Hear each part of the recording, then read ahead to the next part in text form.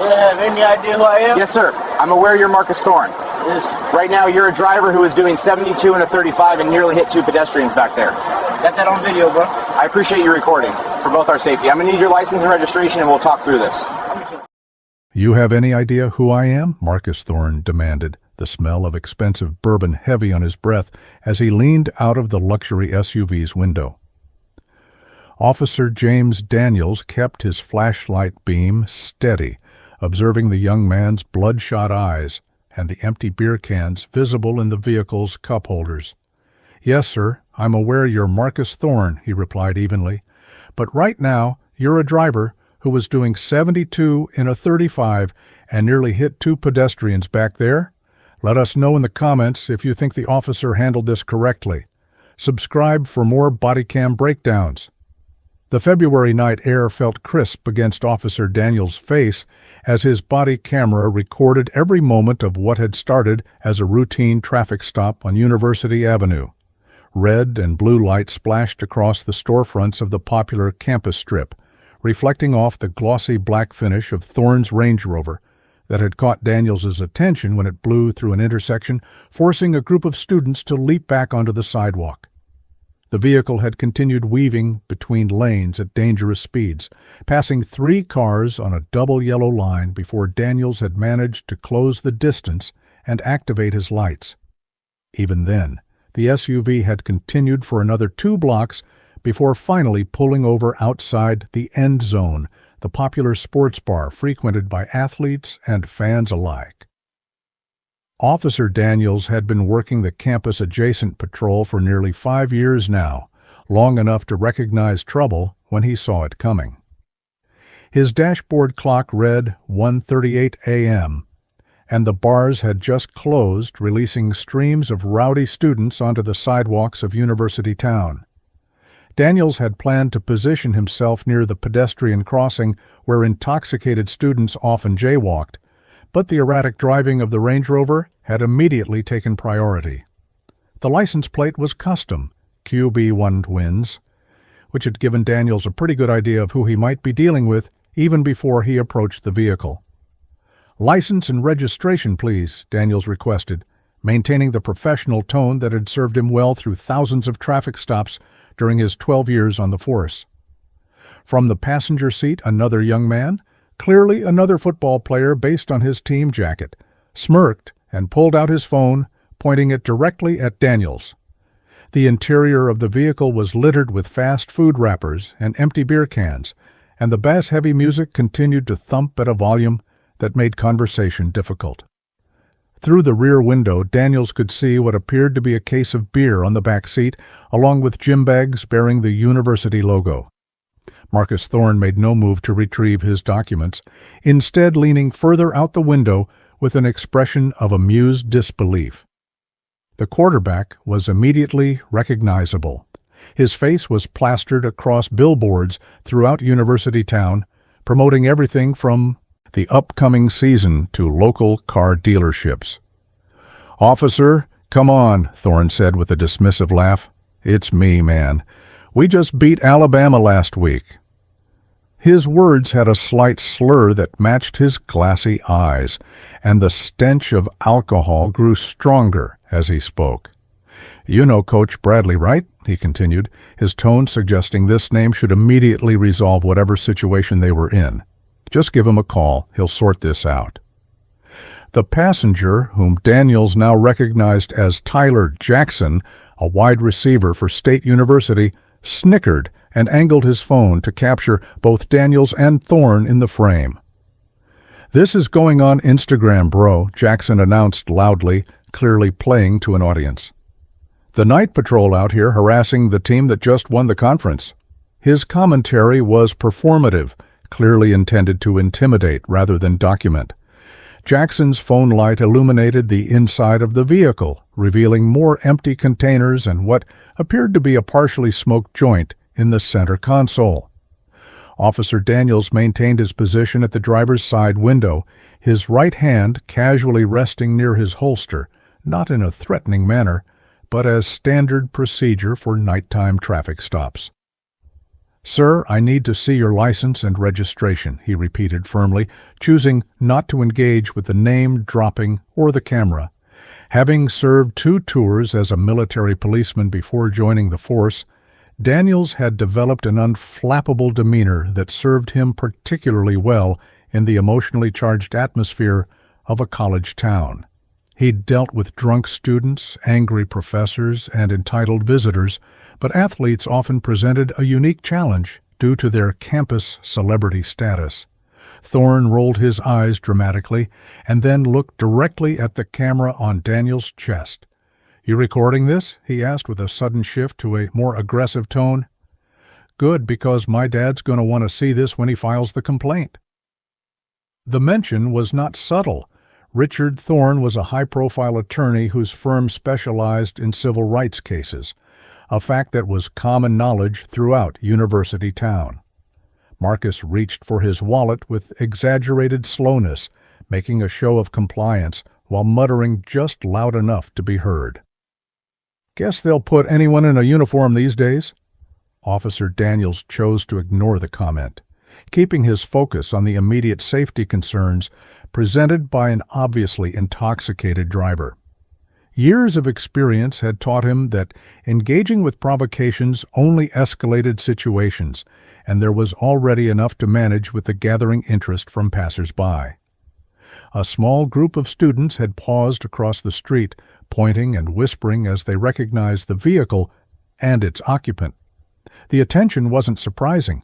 Marcus Thorne wasn't just any college athlete. He was a genuine celebrity in University Town, his jersey sales outpacing even professional players from the state. "Do you know why I pulled you over tonight?" Daniels asked, his tone remaining professional despite the growing hostility from the vehicle's occupants. The question was standard procedure, but also served to assess Thorne's level of awareness and coordination. Marcus fumbled with his wallet, struggling to extract his license in a manner that confirmed Daniels's suspicions about his impairment. Jackson continued narrating to his phone, describing the situation as police harassment while focusing the camera on Officer Daniels's badge number. "Because you need to fill your quota?" Thorne shot back, finally extracting his license but making no move to hand it over. "Or because you don't have anything better to do than mess with people who actually matter in this town?" His words carried the unmistakable entitlement of someone who had rarely faced consequences for his actions. From the passenger seat, Jackson snickered and added, "Tell him about your uncle, bro," a comment that seemed calculated to remind the officer of Thorne's connections. The subtle threat hung in the air between them. The small group of onlookers across the street had grown to about a dozen people, mostly students who had recognized the quarterback's vehicle. Officer Daniels noted their presence, but maintained his focus on the immediate situation. "Sir, I observed your vehicle traveling at 72 miles per hour in a 35 zone, he stated clearly for the body camera's audio. "You were also weaving between lanes without signaling and nearly struck pedestrians at the intersection of University and 5th. The factual recounting of the violation seemed to irritate Thorne further, his expression hardening as he finally extended his license toward the officer. "Whatever, man," Thorne muttered, the dismissive words carrying the weight of someone unaccustomed to having his actions questioned. "Just write the ticket if you have to, but you're wasting everybody's time." He made a show of checking his watch, a gleaming Rolex that caught the cruiser's flashing lights. "It's already late, and we have practice tomorrow." The statement was delivered as if this fact alone should be sufficient reason for Daniels to overlook the dangerous driving and obvious intoxication. Jackson continued filming, now providing commentary that grew increasingly provocative with each passing moment.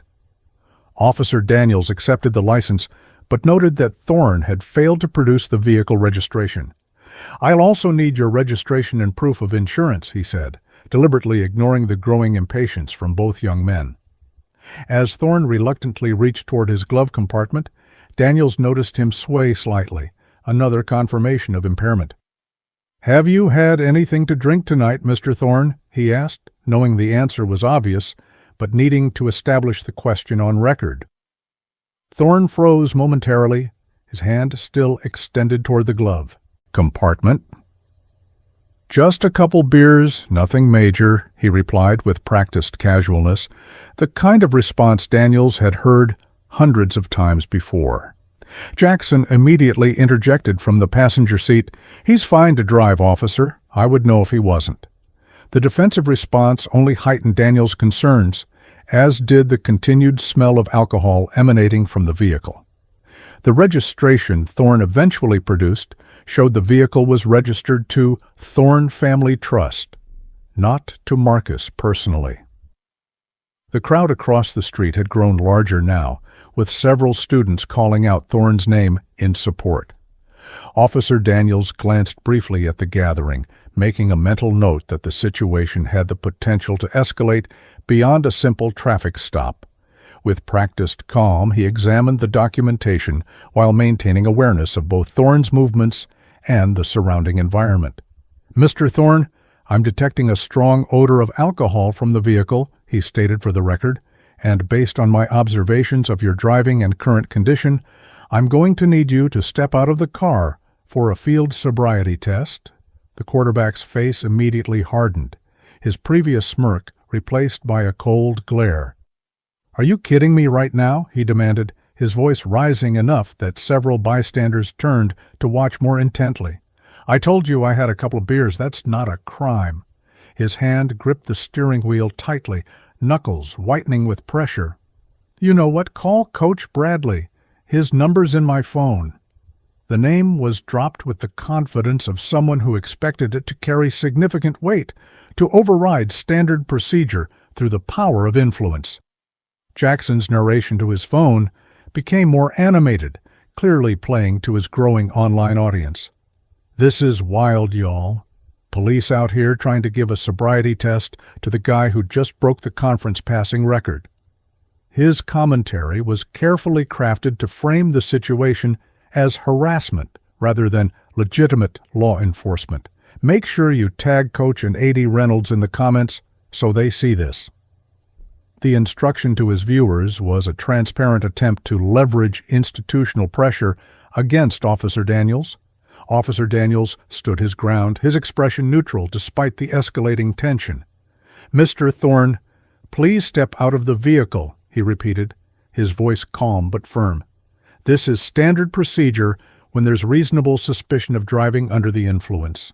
He took a slight step back from the door, providing space for Thorne to exit while maintaining a clear line of sight to both occupants. From across the street, someone shouted, "Let him go, officer! It's Marcus Thorne."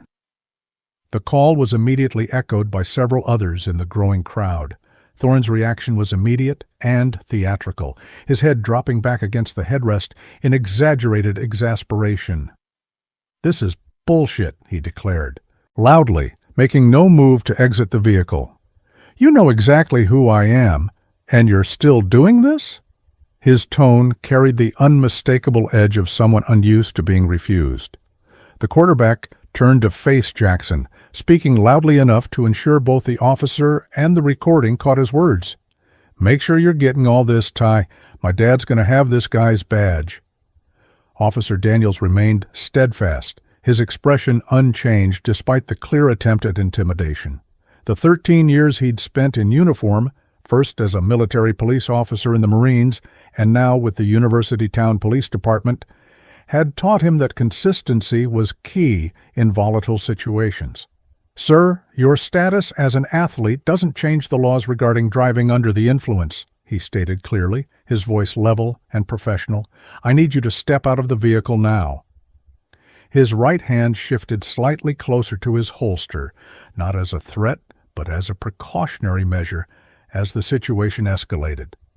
Jackson zoomed his phone camera in on this subtle movement, immediately providing inflammatory commentary. "Y'all see that?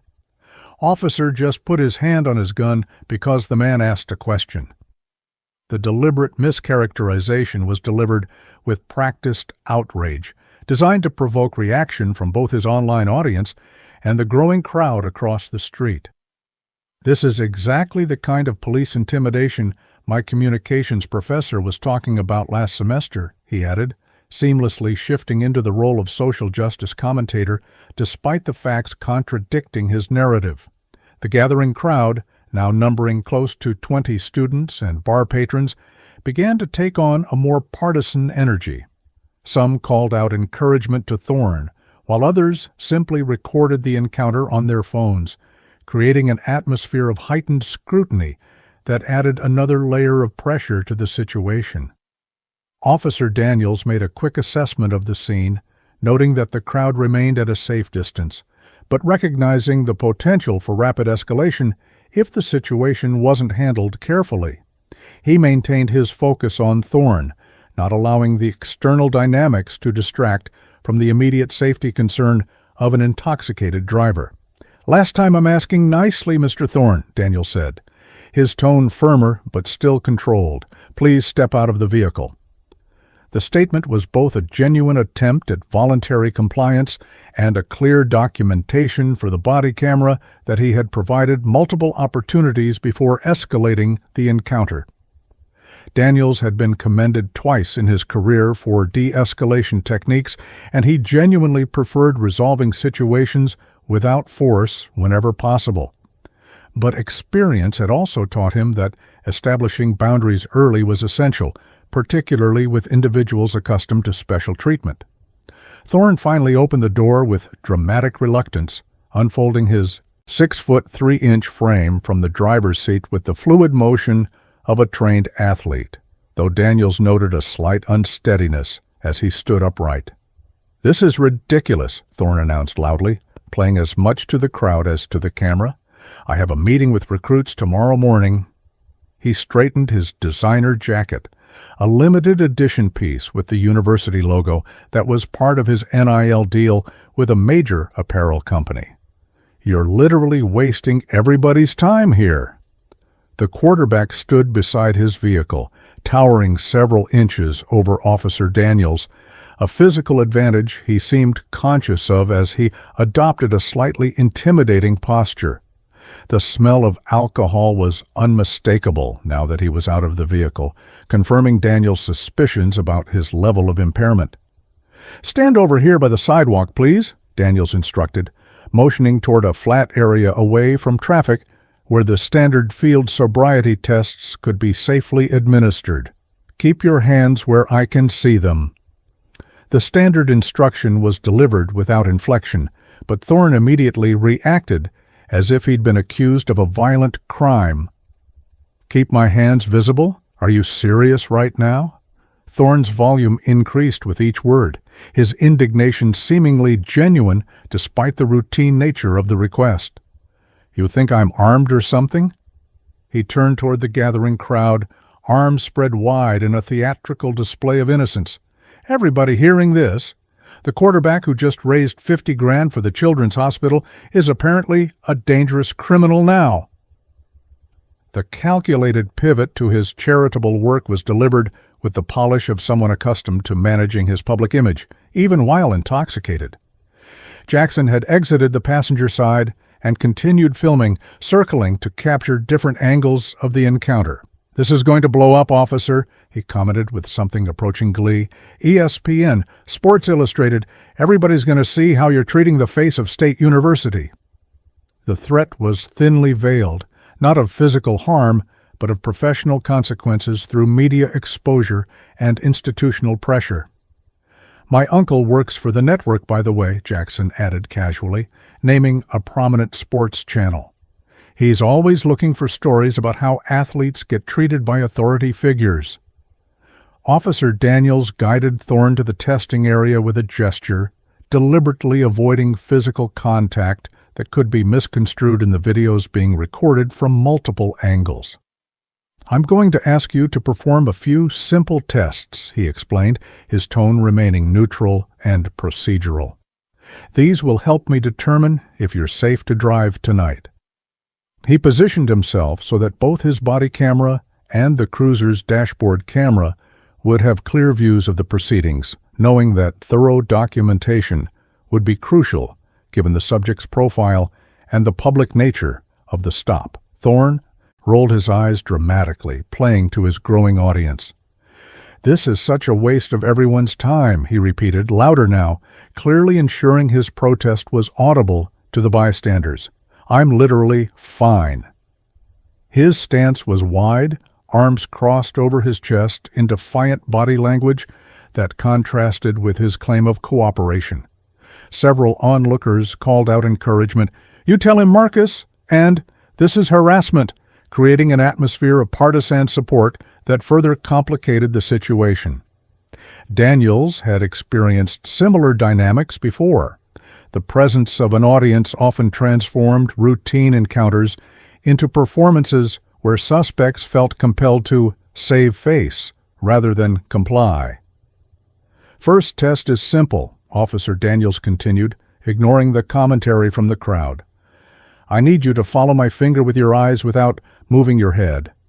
He raised his index finger and began the standard horizontal gaze nystagmus test, watching carefully for the involuntary jerking of the eyes that typically indicated impairment. Thorne made a show of compliance, though his exaggerated movements and running commentary, "Is this what you want? Am I passing your little test?" were clearly intended to mock the process rather than participate in good faith. Even through the theatrical compliance, Daniels observed multiple indicators of intoxication. Thorne's eyes showed distinct nystagmus. He struggled to maintain focus, and his balance shifted subtly throughout the test. "Next, I'm going to ask you to walk in a straight line, heel to toe, for 9 steps," Daniels instructed, demonstrating the walk-and-turn test that served as another standard measure of impairment. Then turn and return in the same manner. The instructions were delivered clearly and accompanied by a demonstration, providing Thorne with every opportunity to understand what was required. Thorne's attempt at the walk-and-turn test removed any lingering doubt about his impairment. Despite his athletic training and physical coordination, he struggled to maintain the heel-to-toe position, stepped off the line multiple times, and used his arms for balance despite instructions to keep them at his sides. "The line's not even straight," he protested, attempting to blame his poor performance on environmental factors rather than his condition. "And these aren't exactly sobriety test shoes." He gestured to his expensive designer sneakers, as if their quality somehow made the test invalid. Jackson's commentary grew increasingly provocative as he circulated around the scene, filming from multiple angles. "Y'all seeing this? They're making the man who just broke 3 university records do a circus act on the side of the road." His narration framed the standard procedure as harassment, deliberately inflaming the crowd that had continued to grow as word spread through text messages and social media that Marcus Thorne was being detained. "Make sure to tag Coach Bradley and AD. Reynolds," he repeated, making it clear that institutional pressure was part of their strategy. The mention of the athletic director wasn't subtle, and Daniels recognized it for what it was, a reminder of the powerful figures who might intervene on Thorne's behalf. University Town's economy and identity were deeply intertwined with the success of state universities' athletic programs, creating a dynamic where star athletes often operated with different rules than ordinary citizens. Daniels had seen it play out numerous times over his years on the force. Citations disappeared, complaints were withdrawn, and officers who enforced laws too rigorously against valued players found themselves reassigned to less desirable shifts.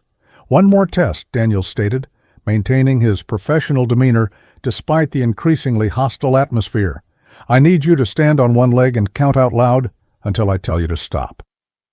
The one-leg stand was the final component of the standardized field sobriety test, and based on Thorne's performance on the previous elements, Daniels already had sufficient probable cause for an arrest. But completing the full protocol would strengthen the case and leave no room for procedural complaints, something Daniels knew would be particularly important given the suspect's connections. Thorne's attempt at the one-leg stand removed any lingering doubt about his condition. He swayed significantly, put his foot down after only 8 seconds, and couldn't maintain his balance despite multiple attempts. "This is stupid," he declared, abandoning the test entirely after his third failed attempt. "I'm not doing this anymore." The abrupt refusal came with a shift in posture from performative compliance to outright defiance that raised Daniels's alertness level immediately. Years of experience had taught him to recognize the precursors to physical resistance, and Thorne's body language was setting off every warning bell. "Based on my observations of your driving, the odor of alcohol, and your performance on these tests, I believe you're impaired and unsafe to operate a motor vehicle," Officer Daniels stated clearly, ensuring his body camera captured both the declaration and Thorne's reaction. "I'm placing you under arrest for driving under the influence." He reached for his handcuffs with practiced efficiency, maintaining visual contact with Thorne while remaining aware of Jackson's position and the crowd's energy, which had shifted noticeably at the mention of arrest.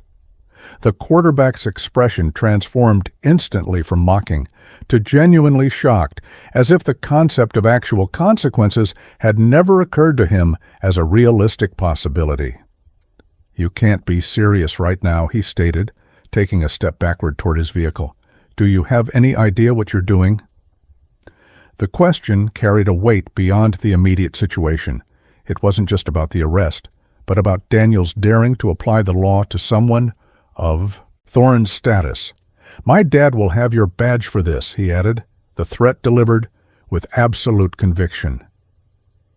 Officer Daniels advanced calmly, handcuffs ready.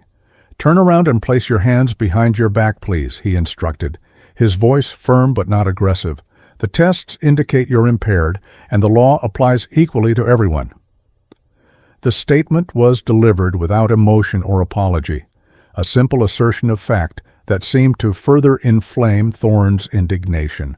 From the growing crowd, several voices called out in protest, with one particularly vocal student shouting, "He's not hurting anybody! Let him go home!" Jackson's live stream commentary reached new levels of provocation. "They're arresting him for being the best quarterback in the conference," he declared to his viewers, deliberately mischaracterizing the situation. "This is how they treat black excellence in this town." The sudden introduction of a racial element, despite Officer Daniels himself being African American, was clearly calculated to escalate the situation and generate more engagement with his stream. "Everyone share this right now. The police are trying to destroy this man's career over nothing." Thorne's response to the arrest announcement was immediate and defiant. "I'm not going anywhere," he declared, taking another step backward toward his vehicle. "You're making a massive mistake, officer." His right hand reached for the driver's door handle, a movement that instantly elevated the tension of the encounter. "I'm calling Coach Bradley right now, and then we're calling the chief." The statement wasn't delivered as a threat, but as a declaration of how reality would unfold, a confidence born from previous experiences where authority figures had intervened on his behalf. Officer Daniels recognized the critical juncture the situation had reached. Thorne was actively resisting arrest while attempting to re-enter the vehicle, which contained both alcohol and potentially the keys.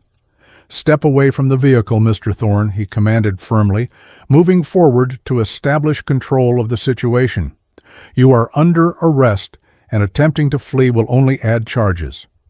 His right hand shifted to his taser rather than his firearm, a deliberate choice reflecting his commitment to appropriate force and his awareness of the many cameras recording the encounter. The quarterback's expression revealed genuine shock at the officer's continued persistence. "You really don't know who you're messing with, do you?" Thorne asked, his tone carrying a mixture of disbelief and growing anger. "My uncle is on the athletic board, and my NIL deal is worth 6 figures.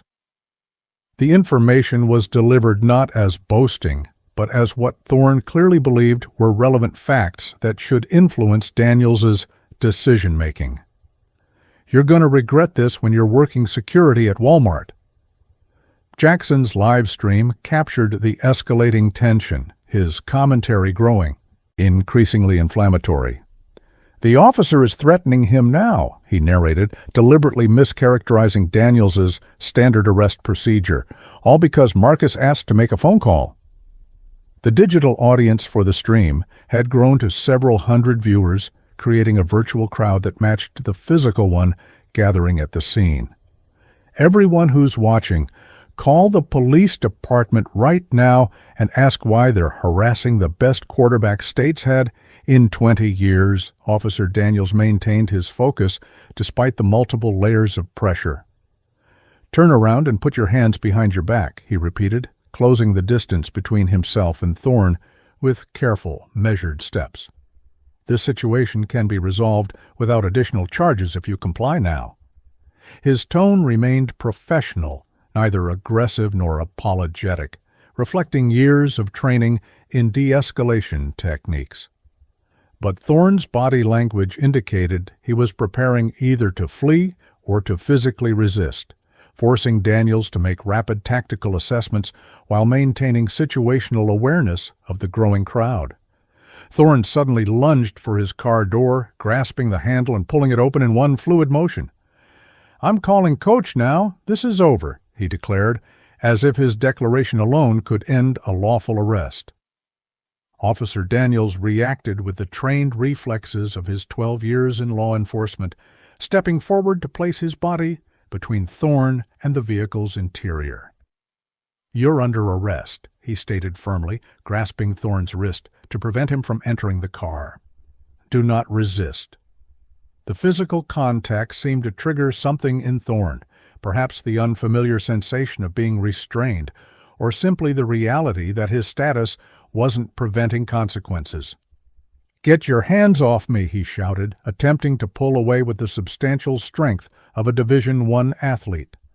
The sudden resistance forced Daniels to adjust his stance, maintaining his grip while calling clearly into his radio. "Unit 327 requesting backup at University and 8th, subject actively resisting arrest." The call was standard procedure for any physical resistance, ensuring officer safety while creating an official record of the escalation. Jackson's live stream captured the physical struggle, though his narration deliberately framed it to portray Thorne as the victim. "They're attacking him, all because he asked to make a phone call." The mischaracterization was delivered with practiced outrage, designed to inflame both his virtual audience and the physical crowd that had continued to grow. "This is exactly why athletes kneel during the anthem, this right here." The inflammatory commentary worked as intended. Several members of the crowd began moving closer, their phones raised to capture the confrontation from multiple angles. Officer Daniels maintained control of Thorne's wrist while creating distance between them and the open vehicle door, using controlled movements rather than excessive force. "Stop resisting and put your hands behind your back," he commanded, his voice raised but steady. "You are only making this situation worse." His military and police training had prepared him for physical confrontations, but he was acutely aware of the high-profile nature of this particular arrest and the scrutiny it would inevitably receive. Every movement needed to be by the book, every command clear and justified. Thorne's resistance continued, his athletic training evident in his strength and balance as he attempted to break free. "You have no right," he shouted, loud enough for both the nearby crowd and Jackson's live stream audience to hear clearly. "Do you know what you're doing to my career?" The question revealed the core of his outrage, not that he was being treated unfairly compared to other citizens, but that he was being treated like other citizens at all, despite his special status. "Coach Bradley will have your job for this," he added, still believing in the power of institutional intervention. The crowd's energy shifted dangerously as the physical struggle continued, with several students moving from the sidewalk into the street, closing the buffer zone that Officer Daniels had been maintaining. "Let him go!" someone shouted, the call immediately echoed by several others. "He wasn't hurting anyone," Another voice added. The chorus of protest created a volatile atmosphere, with some bystanders filming, while others seemed poised to potentially intervene. Daniels divided his attention between controlling Thorne's resistance and monitoring the crowd's movements, keenly aware of how quickly such situations could escalate to dangerous levels. Jackson recognized the potential for greater drama and adjusted his live stream angle to capture both the struggle with Thorne and the advancing crowd. "Y'all see this? The whole community is coming out because they know this is wrong." His narration deliberately encouraged the crowd's involvement while framing it as spontaneous community outrage rather than the orchestrated spectacle he was helping to create. "Make sure you share this stream. The police need to know they can't treat our athletes like this." Despite Thorne's resistance, Officer Daniels maintained his professional composure, using controlled techniques to guide the quarterback away from the vehicle and toward the patrol car. "Mr. Thorne, you are under arrest for DUI and now for resisting arrest," he stated clearly, ensuring the additional charge was documented on his body camera. "Continuing to resist will only add more charges." The statement was both a genuine warning and a strategic attempt to penetrate Thorne's anger with the reality of his situation, that his actions were now compounding his legal problems. Thorne's resistance briefly intensified, then suddenly diminished, as the reality of his situation finally seemed to register. "This is going to ruin everything," he said, his voice carrying genuine fear for perhaps the first time since the stop began. "The draft, my endorsements, you have no idea what you're doing to me." The shift from entitled anger to fearful recognition was palpable, revealing that beneath the bravado was a young man who truly believed the rules that applied to others shouldn't apply to him. Not from malice, but from a lifetime of reinforcement that his athletic talent made him special. Officer Daniels used the moment of reduced resistance to secure one of Thorne's wrists with a handcuff. "Your actions tonight are what's causing these consequences, Mr. Thorne," he stated firmly, but without malice. "The law applies equally to everyone, regardless of how many touchdowns they've thrown." The statement wasn't delivered as a lecture, but as a simple assertion of fact, the fundamental principle that Daniels had sworn to uphold when he took his oath as an officer.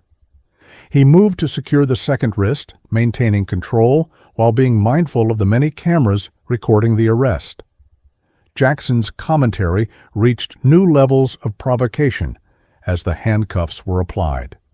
"They're putting the chains on him now," he declared dramatically, deliberately using language with historical connotations to inflame emotions despite the standard arrest procedure being employed.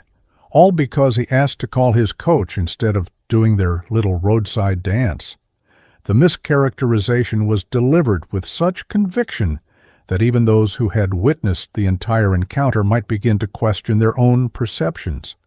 This is going to end careers, just not Marcus's. The sound of approaching sirens cut through the night as backup units responded to Daniels' call, their flashing lights visible at the far end of University Avenue. The imminent arrival of additional officers seemed to trigger a decision point for the crowd. Some retreated to the sidewalk while others became more vocal in their protests, creating a chaotic soundscape of competing shouts and commentary. Officer Daniels guided the now handcuffed Thorne toward his patrol car, maintaining a firm grip while scanning for potential threats from the increasingly agitated gathering.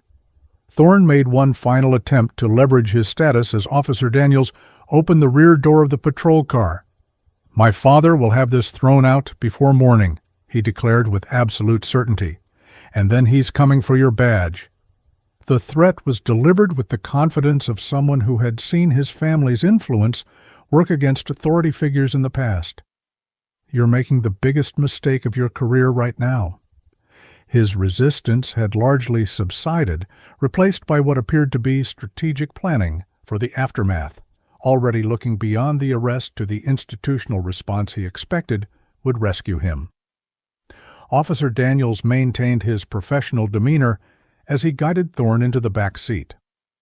"You have the right to remain silent. Anything you say can and will be used against you in a court of law," he began, delivering the Miranda warning clearly for both his body camera and the numerous other recording devices aimed in their direction. "You have the right to an attorney. If you cannot afford an attorney, one will be provided for you." The procedural recitation continued despite Thorne's attempts to interrupt, ensuring that every legal requirement was meticulously followed. 2 additional patrol cars arrived at the scene, their presence immediately altering the dynamics of the situation. 4 officers emerged, quickly assessing the scenario and moving to establish a perimeter that separated the crowd from the arrest scene. Sergeant Michelle Carter, Daniels' direct supervisor, approached with the confident stride of her 15 years on the force. "What's the situation, Daniels?" she asked, her voice low enough that only he could hear as she positioned herself between him and the most vocal section of the crowd. "DUI stop that escalated to resistance," Officer Daniels reported succinctly. "Subject is Marcus Thorne, quarterback for state." The identification was delivered without inflection, just another relevant fact in the situation report. Failed all 3 field sobriety tests, then attempted to return to his vehicle and resisted when I moved to arrest. The summary was professional and factual, devoid of the emotion that charged the air around them. His passenger has been live-streaming the entire encounter and encouraging the crowd's involvement. Sergeant Carter nodded, her expression revealing nothing as she processed the high-profile nature of the arrest. "We'll handle the crowd and the vehicle," she stated after a moment's consideration. "You transport Thorne for processing and breathalyzer." The directive was delivered with the implicit understanding that maintaining separation between Thorne and his audience was the safest approach for all involved. "I'll contact the watch commander. This is going to generate calls." The last statement acknowledged the reality they both understood, that the arrest of State University's star quarterback would trigger immediate institutional responses. As Officer Daniels secured the patrol car for transport, Jackson made one final attempt to intervene, approaching with his phone still broadcasting. "This video already has 15,000 views, officer," he stated, the number likely exaggerated, but the threat implicit that public opinion was being shaped with every passing minute. "ESPN's calling me for permission to use the footage." Another officer intercepted Jackson before he could reach Daniels, firmly but professionally directing him back toward the sidewalk while explaining that interfering with an arrest was itself an arrestable offense. Through the closed windows of the patrol car, Thorne could be seen speaking animatedly into the air, likely continuing his protests despite no one being present to hear them. Officer Daniels completed his vehicle check and entered the driver's seat, conscious of the unusually valuable cargo in his rear compartment and the scrutiny that would follow his every action in the coming hours. He activated his in-car camera system to supplement his body camera, creating redundant documentation of the transport process. Sergeant Carter approached the driver's window for a final consultation before departure.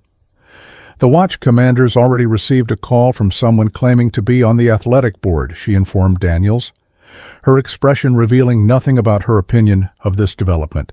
"Just process him by the book, every step documented, every procedure followed exactly."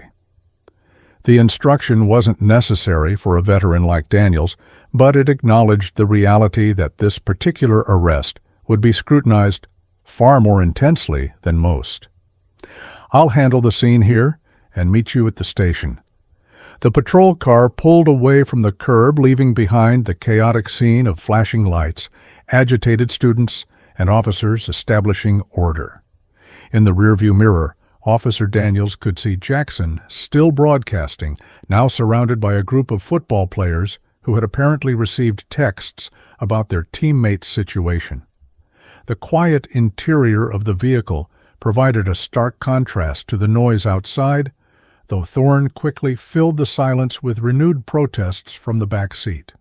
"You have no idea what you've just done," he stated, his tone carrying both anger and a strange confidence.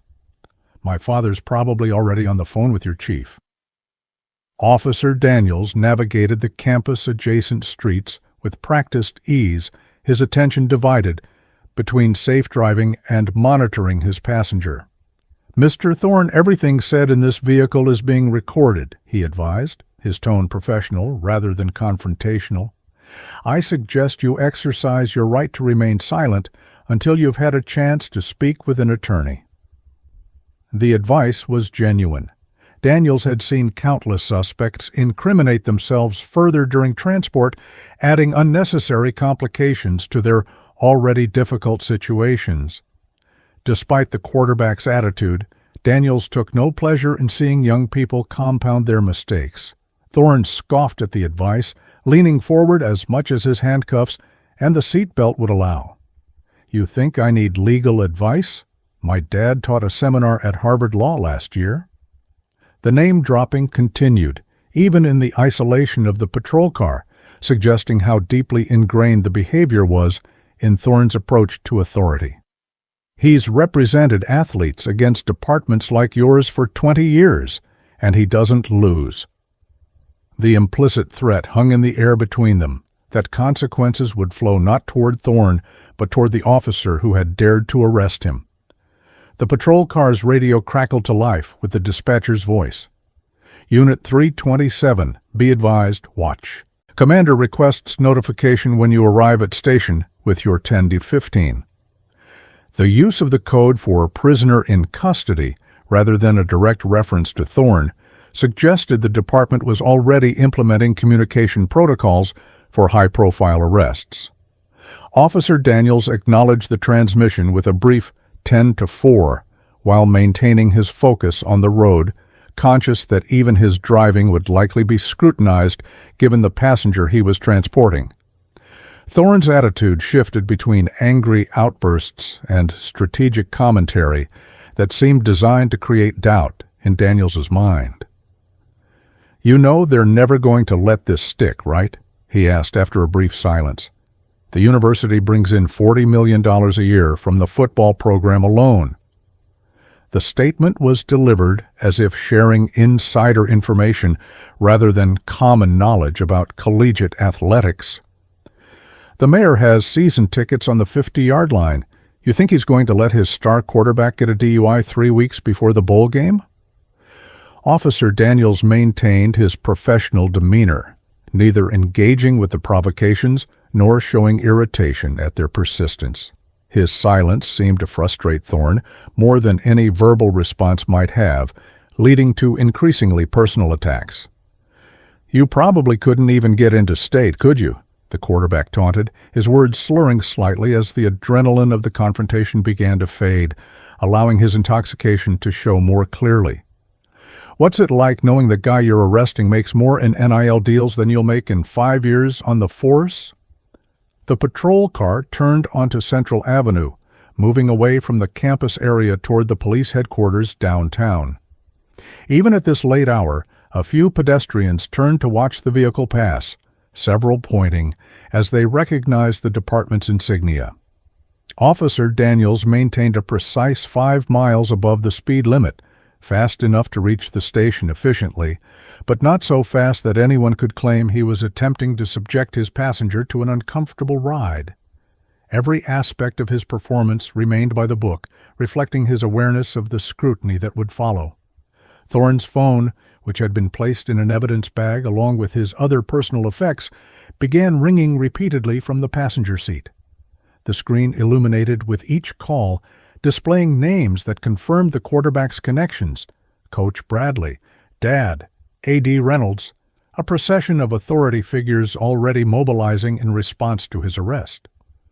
Officer Daniels noted the calls without comment, knowing that the evidence bag would preserve the call log as part of the case documentation. The persistent ringing seemed to both reassure and agitate Thorne, who shifted between smug confidence and visible anxiety. "My uncle's been on the athletic board for 15 years, Thorne stated after watching his phone ring for the 5th time. He personally approved the $12 million renovation of the training facility last year. The information was delivered as if its relevance to a DUI arrest should be self-evident.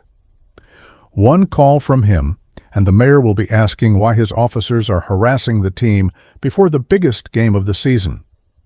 The assertion reflected a worldview where athletic achievement created a separate class of citizenship, where the rules that governed ordinary behavior simply didn't apply to those who could throw a football with exceptional skill.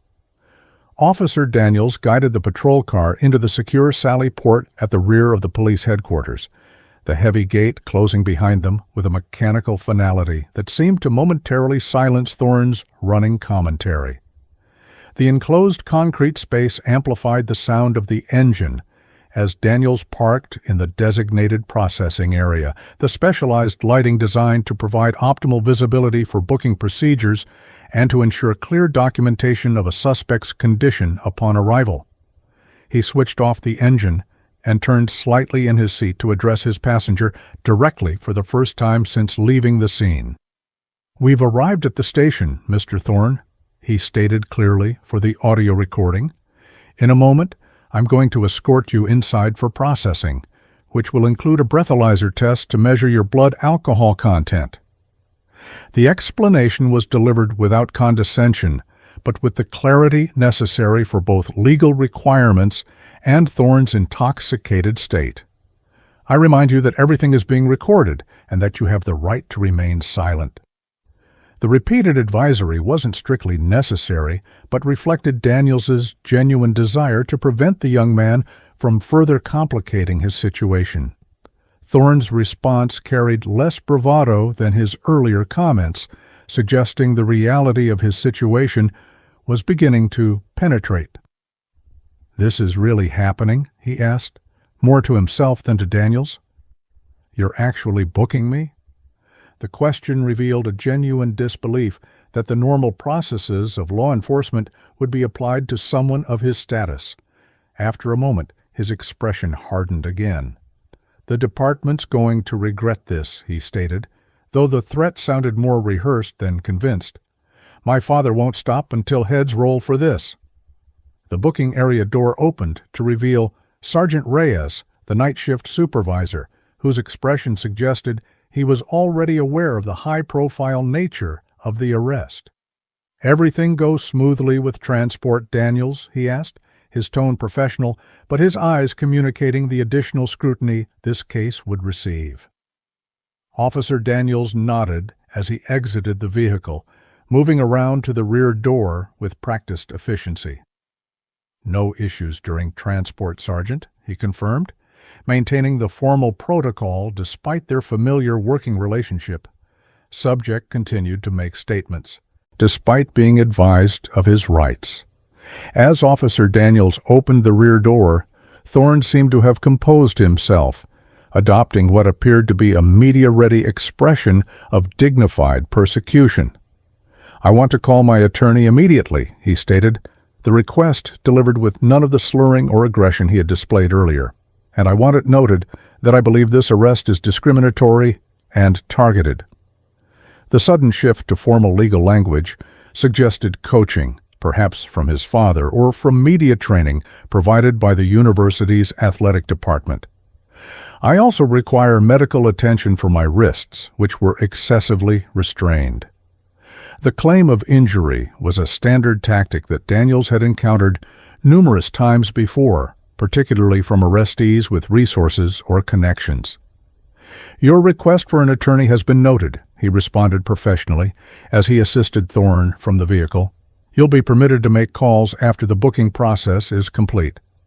He conducted a visual check of the handcuffs, noting that they were properly secured with the appropriate space between the restraints and Thorne's wrists.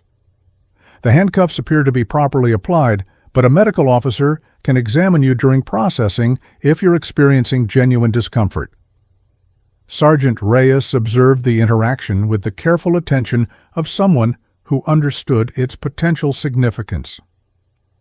"The watch commander wants a full briefing," he informed Daniels quietly as they escorted Thorne toward the booking area. "We've already received calls from the athletic director and someone claiming to be a regent." The information was delivered without judgment, simply a situational update between professionals. Chief Johnson has been notified as well, given the potential for media attention. The booking area was unusually quiet for a Saturday night, with only 2 other officers processing a visibly intoxicated woman who appeared to have been involved in a bar fight based on her disheveled appearance and agitated statements. Officer Daniels guided Thorne to the processing counter, where Officer Chen was already preparing the necessary documentation. "Booking for DUI and resisting arrest," Daniels stated formally, providing the citation numbers and his badge number for the record. "Subject is Marcus Thorne, identified by Georgia driver's license." Thorne stood at the counter with the rigid posture of someone attempting to project sobriety despite his impairment. "I want to state for the record that I had only 2 beers hours ago," he declared loudly, contradicting his earlier statements at the scene. "And I want it noted that Officer Daniels refused to allow me to call my attorney or Coach Bradley to verify my whereabouts earlier tonight."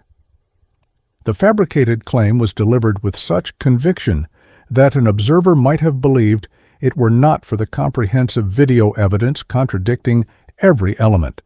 Officer Chen maintained her professional demeanor despite the high-profile nature of the arrestee before her.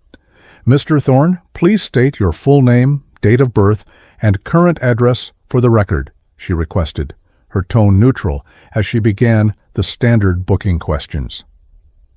The methodical process continued, with Thorne providing his information with increasing reluctance, particularly when asked about his occupation, hesitating noticeably before simply stating "student" rather than acknowledging his athletic status, as if hoping to minimize the connection that would make his arrest more newsworthy. The station door opened to admit 2 men in suits despite the late hour, Detective Williamson and Lieutenant Howard, both senior enough in the department hierarchy that their presence at a routine DUI booking was conspicuous. They observed from a discreet distance, not interfering with the process, but their presence communicating the unusual scrutiny this particular arrest was generating. Officer Daniels noted their arrival, but maintained his focus on the procedural elements, ensuring that each step was completed precisely according to protocol. "We'll now proceed to the breathalyzer room," Officer Chen informed Thorne, after completing the initial documentation. "The test will measure your blood alcohol content, which will be recorded as evidence." The explanation was standard, delivered to all DUI suspects regardless of their education or status. "Officer Daniels will escort you, and the procedure will be recorded on video." The emphasis on documentation reflected the department's awareness of the likely challenges this particular arrest would face. As they moved toward the testing room, Lieutenant Howard approached Officer Daniels with the casual demeanor that often masked serious conversations among law enforcement. "Everything by the book with this one, Daniels," he stated quietly, though the instruction was unnecessary for an officer of Daniels' experience and professionalism. "I've already had 2 calls from the university president's office asking about options." The revelation was shared not as gossip, but as a professional courtesy, a warning about the political pressure already mounting. Body cam footage is being secured directly to the protected server. The breathalyzer room was clinically bright, with wall-mounted cameras positioned to capture multiple angles of the testing procedure. Officer Chen prepared the device while explaining each step of the process to Thorne, whose earlier bravado had diminished significantly in the institutional environment of the station. "You'll need to take a deep breath and blow steadily into the mouthpiece until the machine signals completion," she instructed, demonstrating the proper technique without making contact with the device. "The test will be administered twice to ensure accuracy." Thorne's expression revealed conflicting emotions. the growing realization of his situation's seriousness, battling against his deeply ingrained sense of exceptionalism. "What happens if I refuse?" he asked, a question that suggested he was considering his options rather than seeking information. Officer Chen's response was immediate and factual. Refusal to submit to testing results in an automatic license suspension under Georgia's implied consent law, and the refusal itself can be used as evidence in court. The information appeared to deflate Thorne's momentary resistance. The first breath test proceeded with Thorne following the instructions with obvious reluctance, his eyes fixed on Officer Daniels with an expression that wavered between accusation and apprehension. The machine processed the sample with mechanical efficiency, its screen displaying the result that Officer Chen read aloud for the record, 0.19%. The number hung in the air between them, more than double the legal limit of 0.08%, eliminating any ambiguity about Thorne's level of impairment. The second test, administered after the required waiting period, produced an identical result, confirming the accuracy of the measurement.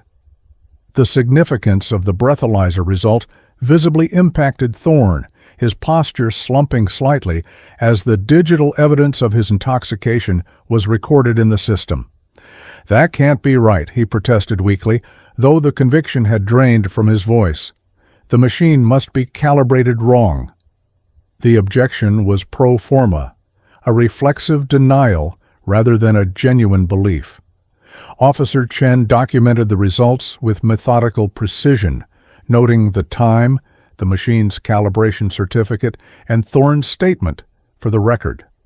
The clinical process stripped away the last vestiges of the quarterback's privileged insulation, replacing it with the cold reality of quantifiable evidence. Officer Daniels maintained his professional demeanor despite the vindicating test results. "Mr. Thorne will now be permitted to make his phone calls," he stated for the record, knowing that the department would face scrutiny over every procedural element of this high-profile arrest. "I'll escort him to the call room." The standard courtesy extended to all arrestees would be especially important in this case, where allegations of mistreatment were already being constructed in the narrative Jackson was spreading online. Daniels had no doubt that Marcus Thorne's father was indeed a skilled attorney who would scrutinize every moment of his son's processing. The call room was a small utilitarian space with a wall-mounted phone and a bench bolted to the floor. The room's design balanced the privacy necessary for attorney-client communications with the security requirements of a police station. "You're permitted to make multiple calls," Officer Daniels explained as he removed Thorne's handcuffs to allow easier use of the phone. "The calls to your attorney are privileged and not monitored, but be advised that other calls may be recorded." The standard advisory was delivered without inflection, neither threatening surveillance nor encouraging unguarded communication. Thorne rubbed his wrists dramatically, despite the proper application of the handcuffs having left no marks. "My father's going to destroy your career," he stated with renewed conviction, though his words carried less impact in the institutional environment of the station than they had on the street. "You have no idea who you're dealing with." The threat was delivered with the entitlement of someone who had witnessed parental intervention resolve his problems throughout his life, from school discipline to previous encounters with authority. His fingers punched numbers into the keypad with unnecessary force, a physical manifestation of his frustration. Officer Daniels positioned himself by the doorway, maintaining visual supervision while providing as much privacy as security protocols allowed. He could hear Thorne's side of the conversation, which began with a controlled urgency that quickly escalated to agitation. "Dad, they actually arrested me," the quarterback stated, his tone carrying genuine disbelief. "I'm at the police station downtown." The conversation continued with Thorne providing an increasingly selective version of events, emphasizing the officer's alleged aggression while minimizing his own behavior and completely omitting his failed sobriety tests. "They're saying my blood alcohol was .19, Thorne continued, his voice lowering as he admitted this damning detail. "No, I know that's not possible. I only had a few drinks at Devon's party before we went to the end zone." The qualification contradicted his earlier claim of 2 beers, revealing how quickly his narrative was shifting as he processed the reality of his situation. "The officer was totally targeting me, Dad. He recognized me right away and was on a power trip." The fabrication was delivered with such conviction that Daniels wondered if Thorne had already convinced himself of its truth. The conversation concluded with Thorne nodding repeatedly, apparently receiving instructions from his father. "Okay, got it. Say nothing else. Wait for you and Uncle Jim to get here." He hung up and immediately dialed another number, his demeanor shifting to something more performance-oriented as the call connected. "Coach, it's Marcus. I'm at the police station." This conversation had a different quality, less factual reporting and more reputation management. "It's a complete misunderstanding, Coach. This officer pulled me over for no reason and then claimed I was intoxicated." Officer Daniels maintained his impassive expression despite the blatant mischaracterizations he was witnessing. The body camera footage would tell the true story, but he knew from experience that narratives established in the immediate aftermath often shaped public perception regardless of evidence released later. Thorne's call to his coach continued with strategic emphasis on his upcoming responsibilities to the team. "I know we have the recruits coming tomorrow, Coach. I'll be there, I promise."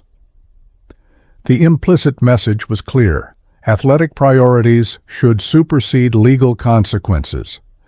After completing his calls, Thorne's demeanor had shifted again, the initial shock and anger now replaced by a calculated composure that suggested strategic planning. "My father and uncle will be here within the hour," he informed Officer Daniels with renewed confidence. "My father says to inform you that he's already spoken with Chief Johnson, who he knows personally from the Police Athletic League Board." The name drop was delivered with the clear expectation that it would alter the dynamics of the situation, that the involvement of the department's highest authority would somehow transform the arrest from a legal proceeding to a negotiable inconvenience. Officer Daniels acknowledged the information with a professional nod while reaching for the handcuffs. "Your personal connections don't change the processing procedures, Mr. Thorne," he stated matter-of-factly. "I need to secure you before we continue to the next step." The statement wasn't delivered as a rebuke, but as a simple explanation of reality, that standard protocols would be followed regardless of who might be arriving at the station. He secured Thorne's wrists once again, checking the fit to ensure they were neither too tight nor loose enough to present a safety risk. The booking process continued with fingerprinting and photography, the mundane bureaucracy of law enforcement that processed star athletes and unknown offenders through identical procedures. Thorne submitted to the process with visible reluctance, his expression in the mugshot capturing a complex mixture of defiance and apprehension. Officer Chen documented each step meticulously, her professionalism unaffected by either Thorne's status or his earlier behavior. "Turn to your right, please," she instructed for the profile shot, her tone identical to what she would use with any other arrestee. The station's atmosphere subtly shifted as the front desk officer buzzed in 3 men whose appearances screamed authority and influence. Richard Thorne, in an expensive suit despite the hour, an older man with similar features who could only be the mentioned Uncle Jim on the athletic board, and a third man whose university jacket and commanding presence identified him as Coach Bradley Wilson even before introductions were made. Their arrival created an immediate ripple through the station, officers straightening slightly as they recognized the power dynamics at play. Richard Thorne approached the booking desk with the confident stride of someone accustomed to controlling rooms. "I'm here for my son, Marcus Thorne," he stated rather than requested, his tone suggesting that the booking process was now a mere formality to be expedited rather than completed. "I've already spoken with Chief Johnson, who assured me this situation would be handled appropriately." The phrasing was artfully ambiguous. Appropriately could mean according to proper procedure or according to the special considerations his son's status might warrant.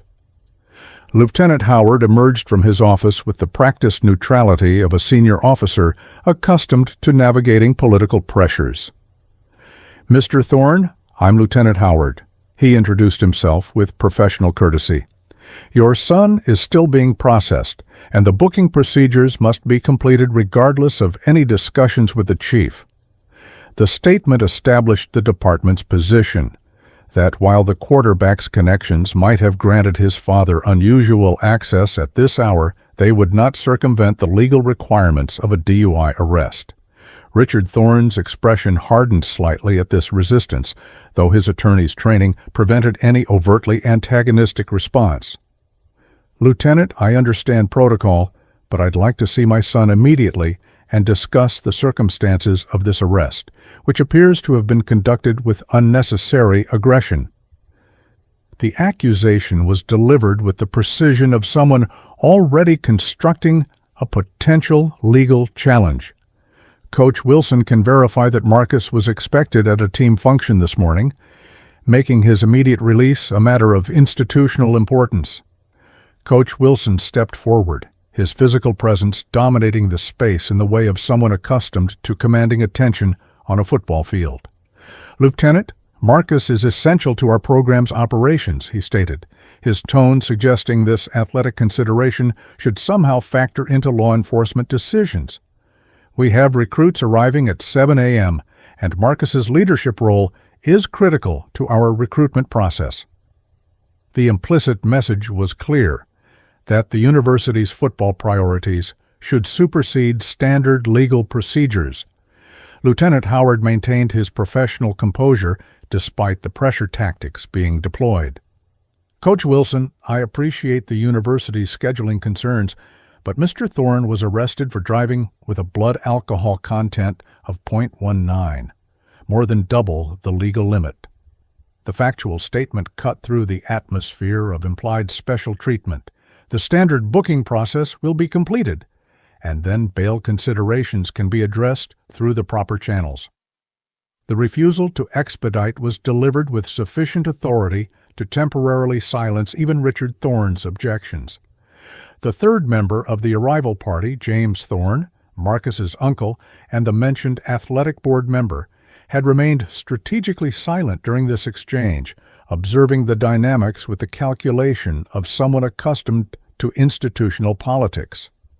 Now he stepped forward with a different approach. "Lieutenant, we certainly understand the department needs to follow procedure," he acknowledged with a tone of reasonable compromise. "But perhaps we could expedite the process given the circumstances. The university has significant stakeholders arriving this morning, and this situation could create unnecessary complications for everyone involved." The artful pressure continued as James Thorne lowered his voice to a confidential register. "I've worked closely with Mayor Patterson on the new stadium funding," he mentioned, with calculated casualness, naming the official who ultimately oversaw the police department's budget. "I'd hate to see this misunderstanding escalate into something that affects the relationships we've built between the university and city institutions." The threat was masterfully veiled, not explicit enough to constitute misconduct, but clear enough in its implications that funding and cooperative relationships could be jeopardized. Officer Daniels observed this exchange from the processing area, where Marcus Thorne was completing the final stages of booking. The young quarterback had visible registered the arrival of his support system, his posture straightening, and a hint of his earlier confidence returning as he watched the institutional influence being deployed on his behalf. "See, I told you," he muttered to Daniels with a smirk. that suggested vindication. This ends how I said it would. The statement revealed his continued belief that his status would ultimately shield him from consequences. Sergeant Reyes approached Officer Daniels with the measured step of someone delivering potentially problematic instructions. "Daniels, the lieutenant wants the processing completed efficiently," he stated, emphasizing the last word in a way that communicated the political pressure being applied from above. "Once the paperwork is finalized, Mr. Thorne will be released to his father's custody pending his court appearance." The instruction wasn't technically improper. First-time DUI offenders were often released to responsible parties, but the expedited timeline clearly reflected the influence being exerted. Officer Daniels acknowledged the directive with a professional nod, continuing the booking process without allowing the external pressures to compromise procedural integrity. "Mr. Thorne, once we've completed these forms, you'll be released to your father pending your court appearance," he informed the quarterback, maintaining his by-the-book approach. "However, your license is administratively suspended, effective immediately due to your BAC exceeding the legal limit." The notification was delivered without emphasis, but ensured that despite the political intervention, the legal consequences were clearly communicated. Marcus Thorne's expression revealed his conflicted reaction, relief at the imminent release battling against indignation that any consequences would apply at all. "This is still bullshit," he muttered, though with less conviction than his earlier protests. "My license suspended? How am I supposed to get to practice?" The question revealed his priorities remained firmly centered on athletic rather than legal concerns, even after the sobering experience of arrest and booking. The reality that he had endangered lives by driving severely intoxicated seemed entirely secondary to the inconvenience to his football schedule. "That's a logistical matter for you to address with your father and coach," Officer Daniels responded neutrally, neither sympathetic nor condescending. "The suspension is automatic under Georgia law when a driver tests over the limit." He completed the final documentation with methodical precision, ensuring every form was properly executed despite the pressure to expedite. His military and police training had instilled an appreciation for process that withstood external pressures, understanding that proper procedure protected both the department and the rights of those being processed, regardless of their status. The booking area door opened to admit Lieutenant Howard, accompanied by Richard Thorne and Coach Wilson, a visual representation of the converging systems of authority surrounding this case. "Officer Daniels, once you've completed the processing forms, Mr. Thorne will be released to his father's custody," the lieutenant confirmed, the instruction delivered as a routine directive rather than the result of unusual influence. "Ensure all evidence is properly logged, including the complete body camera footage." The emphasis on documentation suggested the lieutenant was at least maintaining procedural integrity, despite the political pressures. Richard Thorne approached his son with the controlled expression of someone conscious of being in a police station with multiple recording devices. "Marcus will discuss this at home," he stated, the measured tone carrying an undercurrent that suggested a less composed conversation would follow in private. "For now, say nothing further and complete whatever paperwork is necessary." The attorney's advice was professionally sound, regardless of his personal connections. Evidence that despite his attempts to leverage influence, Richard Thorne understood the legal realities of his son's situation. Coach Wilson's approach was less measured, his hand landing heavily on Marcus's shoulder in a gesture that managed to be both supportive and vaguely threatening. "We'll sort this out, but you've created a situation that affects the entire program," he stated, his voice low but intense.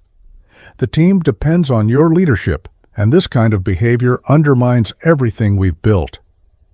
The reprimand was focused entirely on team impact rather than public safety or legal considerations, prioritizing athletic consequences over civic responsibility in a way that revealed much about the value system that had shaped Marcus Thorne's sense of entitlement.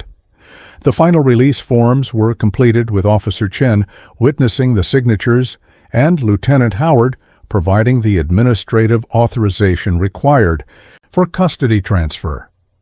Mr. Thorne, you're being released to your father pending your court appearance scheduled for March 15th, Officer Daniels informed the quarterback, maintaining his professional demeanor despite the unusual attention surrounding this particular process. Your license suspension is effective immediately, and driving during this period would constitute an additional criminal offense. The warning was standard, but delivered with particular clarity given Thorne's demonstrated disregard for legal restrictions. As the paperwork was finalized, James Thorne approached Officer Daniels with the practiced smile of someone accustomed to smoothing over institutional conflicts.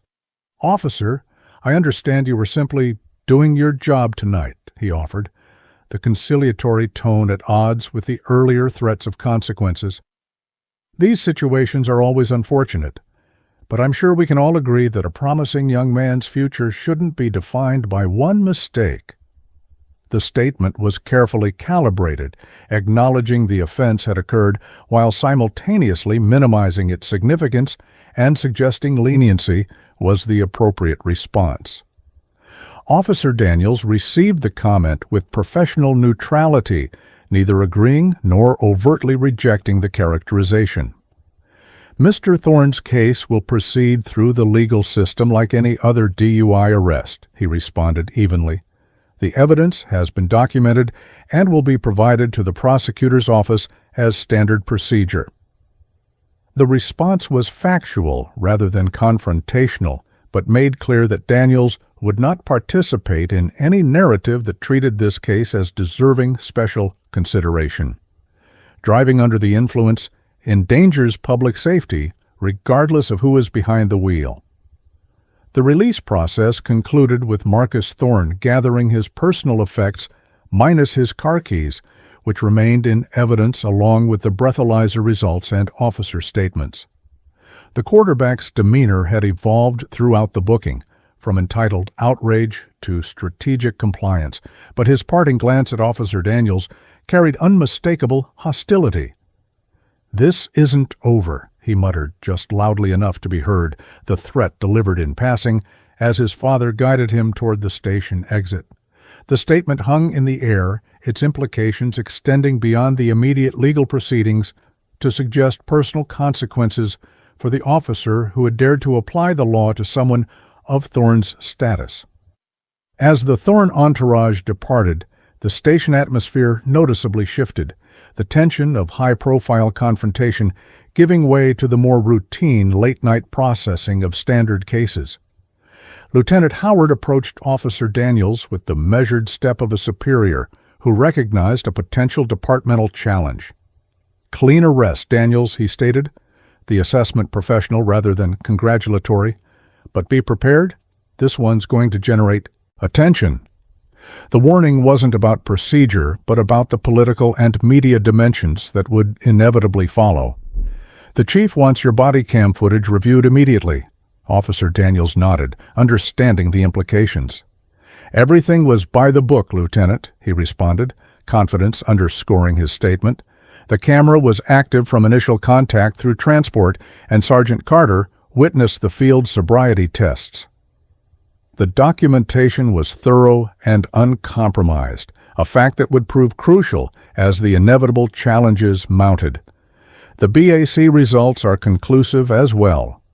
The evidence was solid, but experience had taught Daniels that evidence alone didn't always determine outcomes when powerful interests became involved. Lieutenant Howard maintained his neutral expression, though his next statement revealed deeper concerns. "The university president called the chief directly while you were processing the booking," he revealed, lowering his voice despite their relative privacy. "There's already pressure to handle this discreetly, given the bowl game and recruitment period." The admission wasn't shocking.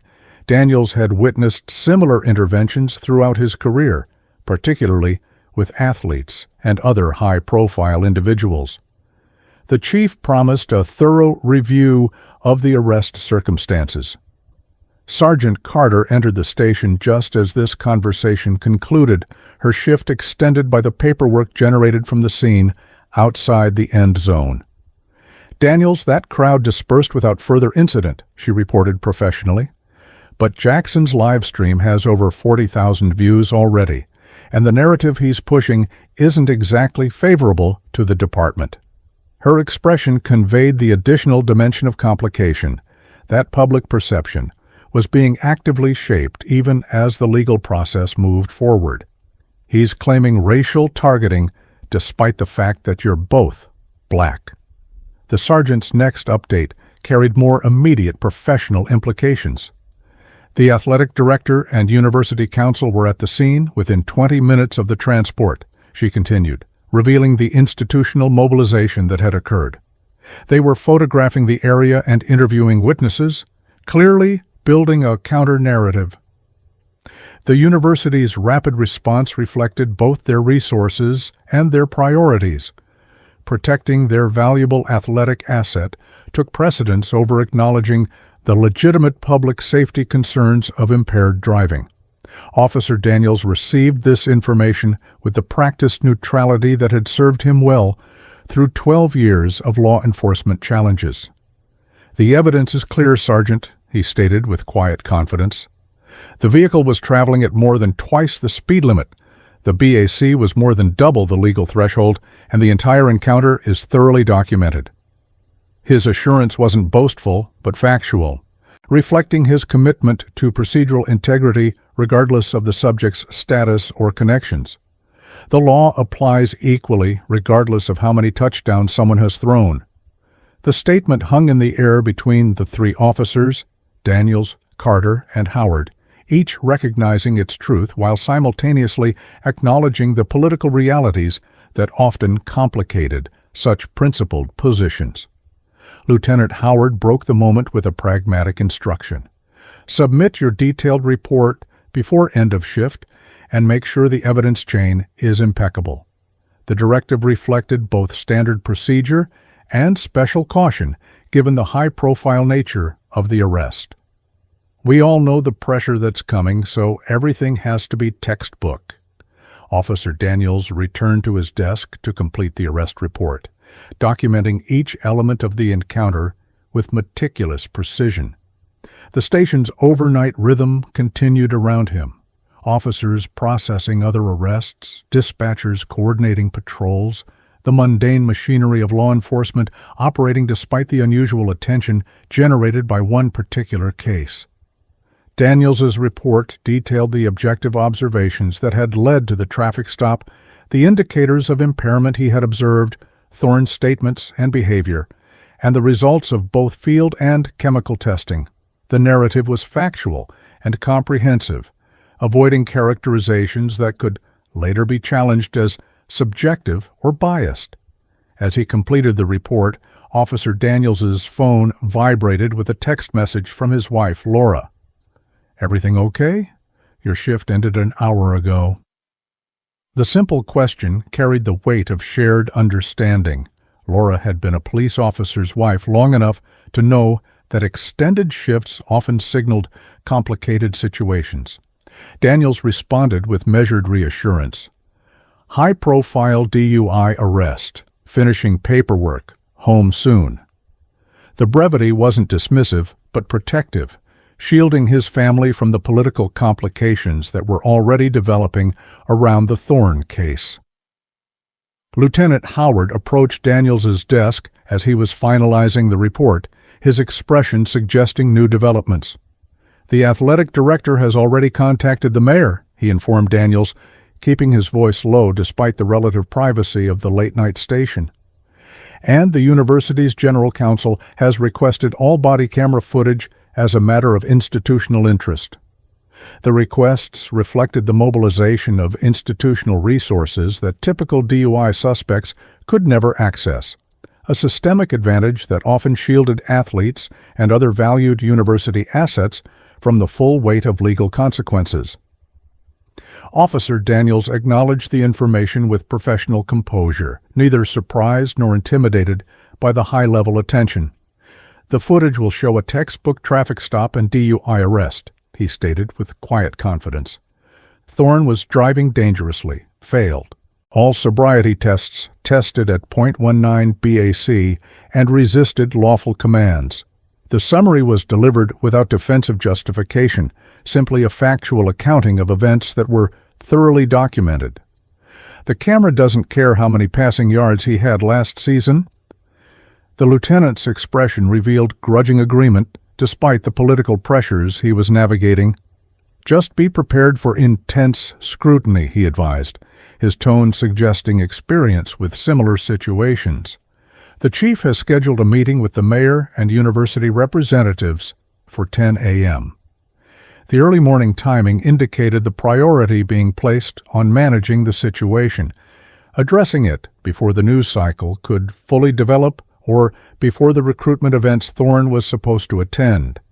"You're not required to attend, but your body camera footage will be reviewed."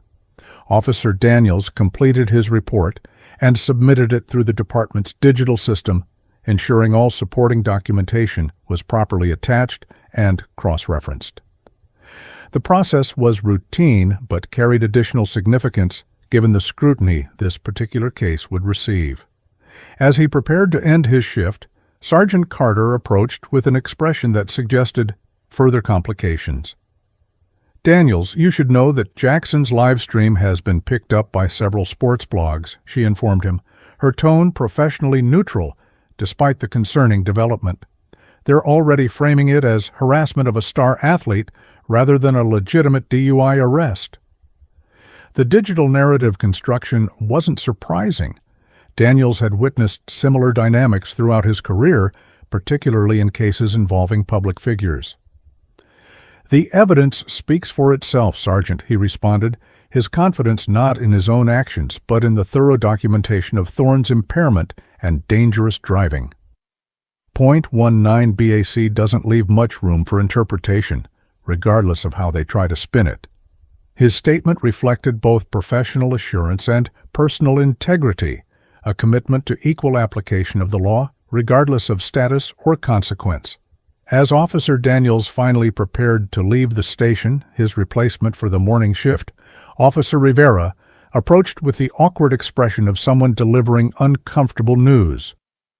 "Thought you should see this before you head out," Rivera said, extending his phone to display a social media post that had already accumulated thousands of shares. The post, from a prominent sports commentator with ties to the university, featured a photo of Thorne in his football uniform alongside text questioning whether overzealous law enforcement was targeting athletes to make examples of them. The narrative was already being constructed, facts notwithstanding. The digital framing wasn't merely inaccurate, but strategically misleading, presenting Thorne as a victim of systemic overreach rather than a dangerously impaired driver who had endangered public safety. Officer Daniels returned the phone with the measured response of someone who understood the power dynamics at play. "The body camera footage will tell the true story," he stated, though experience had taught him that evidence often competed unsuccessfully with preferred narratives, particularly when those narratives served powerful interests. A .19 BAC speaks for itself. Officer Daniels finally left the station, stepping into the pre-dawn chill of a February morning that felt distinctly different from when his shift had begun. The Thorne arrest had transformed a routine night patrol into something with potential career implications, not because of procedural errors, but because he had applied the law equally to someone who expected exemption. As he walked to his personal vehicle in the department parking lot, Daniels noticed a news van already positioned near the station entrance, an early indicator of the media attention this case would generate.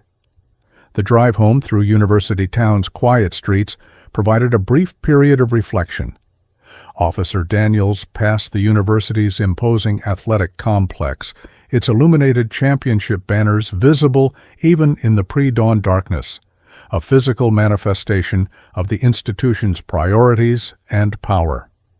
The massive structure, recently renovated at a cost that exceeded the police department's annual budget, served as a reminder of the influences that would soon mobilize against a simple DUI arrest. Daniels had no regrets about his actions. Public safety wasn't negotiable regardless of who was behind the wheel, but he harbored no illusions about the challenges that would follow. Arriving home, Officer Daniels found his wife Laura awake despite the hour, sitting at the kitchen table with a cup of coffee and the quiet concern of someone who understood the complexities of law enforcement in a college town. "Rough night?" she asked simply, her expression communicating understanding without requiring detailed explanation. Their relationship had been forged through years of late-night returns and the shared stresses of a police officer's unpredictable schedule.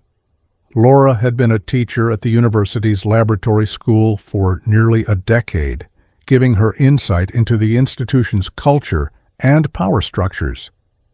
"DUI arrest of Marcus Thorne," Daniels responded, the quarterback's name requiring no additional explanation given his celebrity status in University Town. Laura's expression shifted immediately, recognition of the potential complications evident in her concerned frown.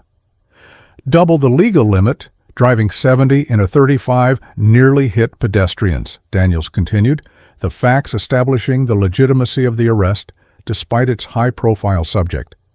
But his father, coach, and uncle from the athletic board were at the station before processing was even complete. Laura absorbed this information with the perspective of someone familiar with the university's institutional priorities.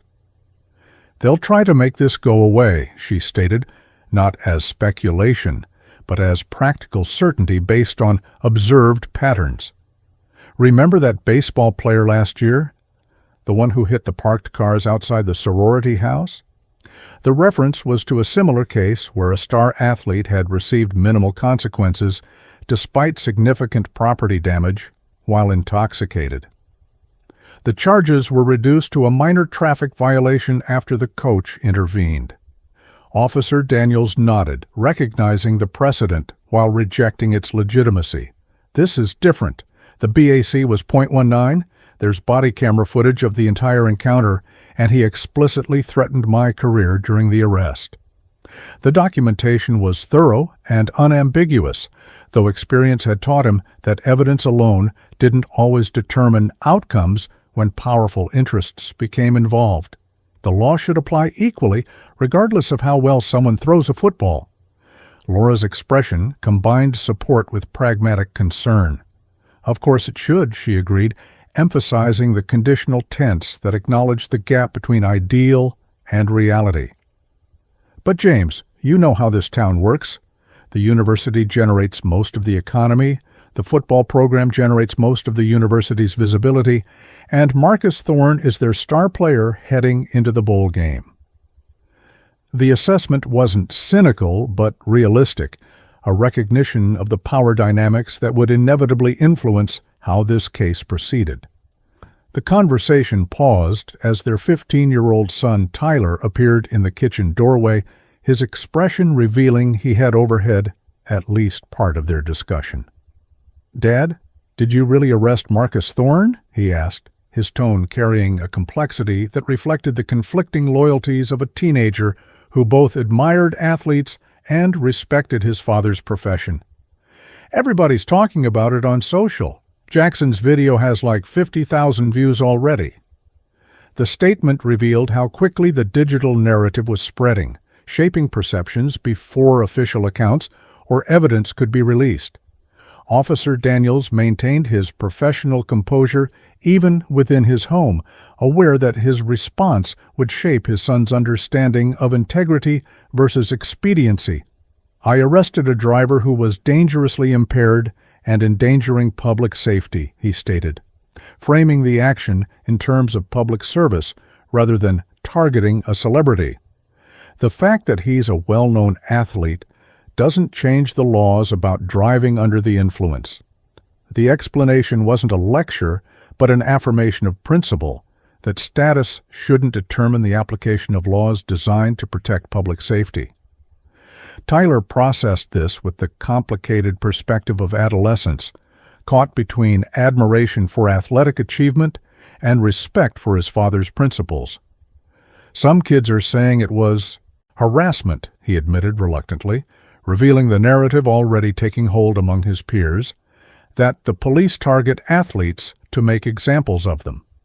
The framing wasn't Tyler's personal view, but his report of the emerging narrative within his social circle, a perspective shaped more by allegiance to the university's football program than by factual understanding of law enforcement protocols.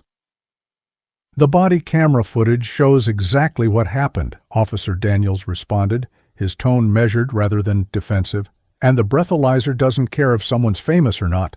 .19 is more than double the legal limit." The evidence was objective and unambiguous, though experience had taught him that facts often competed unsuccessfully with preferred narratives, particularly among those with emotional investments in athletic programs. Driving at that level of impairment endangers everyone on the road regardless of who's behind the wheel. Laura intervened with the practiced redirection of an experienced parent, recognizing the need to shield their son from the political complexities that would inevitably surround this case. "Tyler, you should get ready for school," she suggested gently but firmly, "and remember that social media doesn't always show the full story." The guidance was both immediate and philosophical, addressing both his morning routine and the broader lesson about information consumption in a digital age where narratives often outpaced facts. The remainder of the morning passed with unusual tension, the Daniels household aware that the routine of breakfast and school preparation was occurring against the backdrop of a developing situation that could have professional repercussions. Officer Daniels checked his department phone to find 3 missed calls from the station and a text message from Sergeant Carter. "Chief wants to see body cam footage before 10 a.m. meeting with mayor and university representatives. Call me when you wake up." The message confirmed what Daniels had anticipated, that institutional forces were mobilizing rapidly in response to Thorne's arrest. After seeing Tyler off to school, Officer Daniels called the station as requested, reaching Sergeant Carter, who answered with the terse efficiency of someone managing multiple pressures. "Daniels, the chief wants you to come in at 9 for pre-briefing before the meeting with the mayor," she informed him without preamble. "The university sent their general counsel and the athletic director. They're pushing hard to get ahead of this before it hits the wider media." The rapid response reflected both the university's resources and their priorities. Protecting their valuable athletic asset took precedence over acknowledging legitimate public safety concerns. Officer Daniels acknowledged the directive while maintaining his professional composure. "I'll be there, Sergeant," he confirmed, his tone neither defensive nor anxious despite the high-level scrutiny. "The body camera footage shows a textbook DUI stop and arrest. There's nothing in there that violates protocol." His confidence wasn't in his own actions, but in the thorough documentation of Thorne's impairment and dangerous driving. The evidence was clear and comprehensive, though experience had taught him that evidence often yielded to institutional pressure when valuable assets like star athletes were involved. Upon arriving at the station, Officer Daniels found an atmosphere of unusual activity for what would typically be a shift change period. Chief Johnson was already in his office despite the early hour, his door uncharacteristically closed as he conducted a phone call visible through the glass partition. Lieutenant Howard intercepted Daniels in the hallway, his expression conveying the political complexity of the situation. "The body cam footage has been uploaded to the secure server," he informed Daniels with professional efficiency. "The chief has already reviewed it, as has the department's legal counsel." The lieutenant's next statement carried more personal implications. "You should know that Thorne's father has already filed a formal complaint alleging harassment and excessive force, he revealed, his tone suggesting the predictability of this development rather than concern about its validity. It's clearly preemptive, trying to establish a counter-narrative before the DUI proceeds through the system. The strategy wasn't uncommon when defendants had resources and connections, attempting to undermine the arresting officer's credibility to create leverage for dismissal or reduction of charges. Officer Daniels received this information with the professional equanimity that had characterized his 12 years in law enforcement.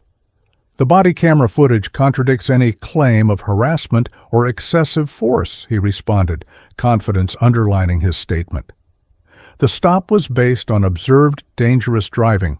The field sobriety tests were administered according to protocol, and physical control was only established after Thorne actively resisted lawful commands. The facts were clear and thoroughly documented, a reality that provided professional assurance despite the political pressure being applied. Chief Johnson emerged from his office, his expression betraying the political complexities he was navigating as the department's public face and primary liaison to city government. "Daniels, join me for the review," he instructed, gesturing toward the conference room where the department's legal counsel, Attorney Sarah Mitchell, was already setting up a laptop connected to a projection system.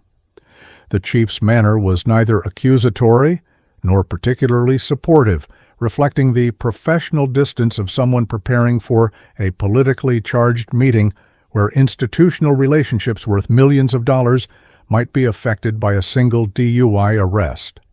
The conference room atmosphere was charged with the tension of competing priorities, law enforcement obligations versus institutional relationships, public safety concerns versus athletic program interests. "Officer Daniels, I've reviewed the initial footage and report," Attorney Mitchell began, her tone reflecting professional assessment rather than predetermined conclusion. "I want to go through key points before the mayor's meeting to ensure we're all aligned on the factual sequence." The phrasing was carefully neutral, though Daniels recognized the underlying question of whether the department would fully support his actions or seek accommodation with the university's concerns. The body camera footage began playing on the projection screen, showing the initial observation of Thorne's erratic driving from Daniels' perspective, the SUV weaving between lanes, accelerating through a yellow light, and narrowly missing pedestrians in a crosswalk. The video quality was excellent, capturing both the dangerous driving pattern and the vehicle's excessive speed displayed on the patrol car's radar system. 72 in a 35 zone, Chief Johnson noted, his tone reflecting professional recognition of a legitimate traffic violation rather than questioning Daniels's decision to initiate the stop. The footage continued through the initial contact, clearly capturing Thorne's immediate combativeness and the smell of alcohol that Daniels had noted verbally for the record. Attorney Mitchell paused the video at several key points, noting Thorne's slurred speech, unsteady movements, and the visible alcohol containers in the vehicle. The probable cause for both the stop and the field sobriety test request is clearly established, she confirmed, making notes on her legal pad, and Mr. Thorne's initial refusal to comply with standard identification requests is also well documented. Chief Johnson watched with the measured assessment of someone weighing both legal and political dimensions. The university will argue that celebrity athletes face heightened scrutiny and that the stop itself was targeting, he noted, not endorsing this perspective, but acknowledging its inevitability in the upcoming discussions. "What's your response to that, Daniels?" The question wasn't accusatory, but preparatory, ensuring the officer was ready for the challenges that would be raised in the meeting with the mayor and university representatives. Officer Daniels responded with the clear confidence of someone whose actions aligned with both policy and principle. "The video shows I didn't identify Mr. Thorne until after approaching the vehicle, Chief," he stated factually. The stop was initiated purely based on observed dangerous driving that endangered public safety. His response wasn't defensive but factual. The timeline established by the body camera footage contradicted any claim of targeted enforcement. The decision to conduct field sobriety tests was based on objective indicators of impairment, all of which are clearly visible in the footage. The review continued through the field sobriety tests, each showing Thorne's clear impairment and increasing belligerence as the encounter progressed. Attorney Mitchell paused at the critical moment when Thorne had attempted to return to his vehicle against explicit instructions. This establishes the justification for physical control measures, she noted professionally.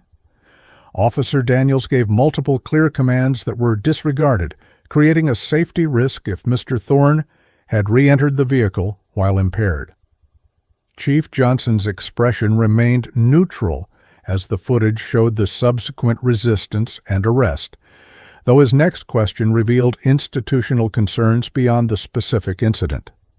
The passenger, Jackson, was live-streaming this entire encounter, he asked, focusing on the strategic dimension that complicated the department's position, and framing it as harassment rather than a legitimate DUI stop. The digital narrative construction created public relations challenges regardless of the evidence, particularly given Jackson's substantial social media following as a university athlete. Officer Daniels confirmed this assessment with professional clarity. Yes, sir. Jackson began recording immediately and providing commentary that mischaracterized the encounter from the beginning. The strategic framing wasn't surprising. Daniels had witnessed similar dynamics throughout his career, particularly in cases involving public figures with institutional backing. But the body camera footage shows the actual sequence of events without editorial commentary. The evidence was objective and unambiguous, though experience had taught him that facts often competed unsuccessfully with preferred narratives. The conference room door opened to admit Sergeant Carter, whose expression suggested additional developments. "Chief, the mayor just called to say the university president will be joining the meeting personally," she reported, the unexpected escalation raising the stakes of the upcoming discussion. "And sports media has picked up the story. It's running on the ESPN ticker, and several sports blogs are already framing it as harassment of a star athlete before a crucial game." The digital narrative was spreading rapidly, shaping public perception before the department could even formulate its official response. Chief Johnson absorbed this information with the resigned expression of someone familiar with institutional politics in a college town. "That's to be expected," he acknowledged, though his tone suggested frustration at the predetermined framing. "The university's priority is protecting their football program, not addressing the actual public safety issues of an impaired driver." The assessment wasn't cynical, but realistic, a recognition of the economic and visibility incentives that shaped institutional responses to athlete misconduct. But our priority remains consistent: application of the law regardless of someone's jersey number. The statement sounded principled, though Officer Daniels noted the careful qualification: our priority, rather than an unequivocal commitment to upholding the charges regardless of pressure. The distinction was subtle but significant, potentially leaving room for prosecutorial discretion or other mechanisms through which the case might be modified to accommodate institutional concerns while maintaining the appearance of procedural integrity. Daniels had seen similar scenarios play out repeatedly throughout his career, particularly with athletes from revenue-generating sports programs. Attorney Mitchell concluded her review of the body camera footage with a professional assessment. "The evidence thoroughly supports both the initial stop and the subsequent arrest," she confirmed, her legal evaluation unambiguous despite the political pressures surrounding the case. Mr. Thorne's BAC was more than double the legal limit, His driving endangered public safety, and his resistance to lawful commands justified the control tactics used. The summary was delivered with the clinical precision of legal analysis rather than emotional investment in either support or criticism of Daniels' actions. Chief Johnson closed the review session with instructions that revealed both procedural commitment and political awareness. In the meeting, we'll present the facts as documented: dangerous driving, clear indicators of impairment, and BAC results that speak for themselves, he directed, establishing the department's official position. But we'll also acknowledge that as a first-time DUI offender, Mr. Thorne will be processed through the system according to standard protocols without seeking enhanced penalties. The qualification offered a potential compromise, upholding the charge while implicitly suggesting the department wouldn't push for maximum consequences. Officer Daniels recognized the pragmatic balancing act the chief was attempting, maintaining the integrity of the legal process while acknowledging the political realities of enforcing laws against a valuable institutional asset. The position wasn't ideal from a pure public safety perspective, given Thorne's dangerous level of impairment and explicit threats toward an officer, but it represented the complex reality of policing in environments where certain individuals carried disproportionate institutional value.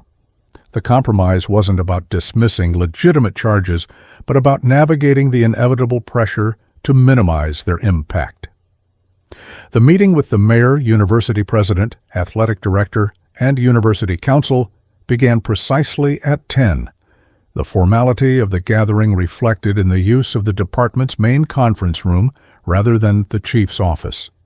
Officer Daniels was positioned to the right of Chief Johnson, with Attorney Mitchell flanking the chief's left, a visual representation of the department's unified front despite the institutional pressure arrayed across the table. Mayor Patterson sat at the head of the table, his position symbolizing both his authority over the department and his role as mediator between city and university interests. University President Dr. Eleanor Whitmore opened with diplomatic language that barely masked the institutional priorities at stake. "We all want what's best for the community," she began, her tone cultivated from years of donor negotiations and public relations management, "and we recognize the police department's obligation to enforce the law." The qualification hung in the air, an implicit "but" that suggested exceptions might be appropriate in certain cases.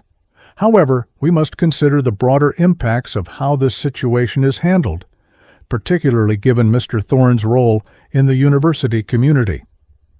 Athletic Director Nathan Reynolds was less diplomatic, his expression conveying barely contained frustration. "Let's be clear about the timing here," he stated, abandoning pretense of neutrality. "We're 3 weeks from the biggest bowl game in university history, with millions in revenue and exposure at stake." His priority was transparent. Athletic achievement and its associated benefits outweighed concerns about impaired driving or proper legal processes. "Thorne is our starting quarterback and a Heisman candidate.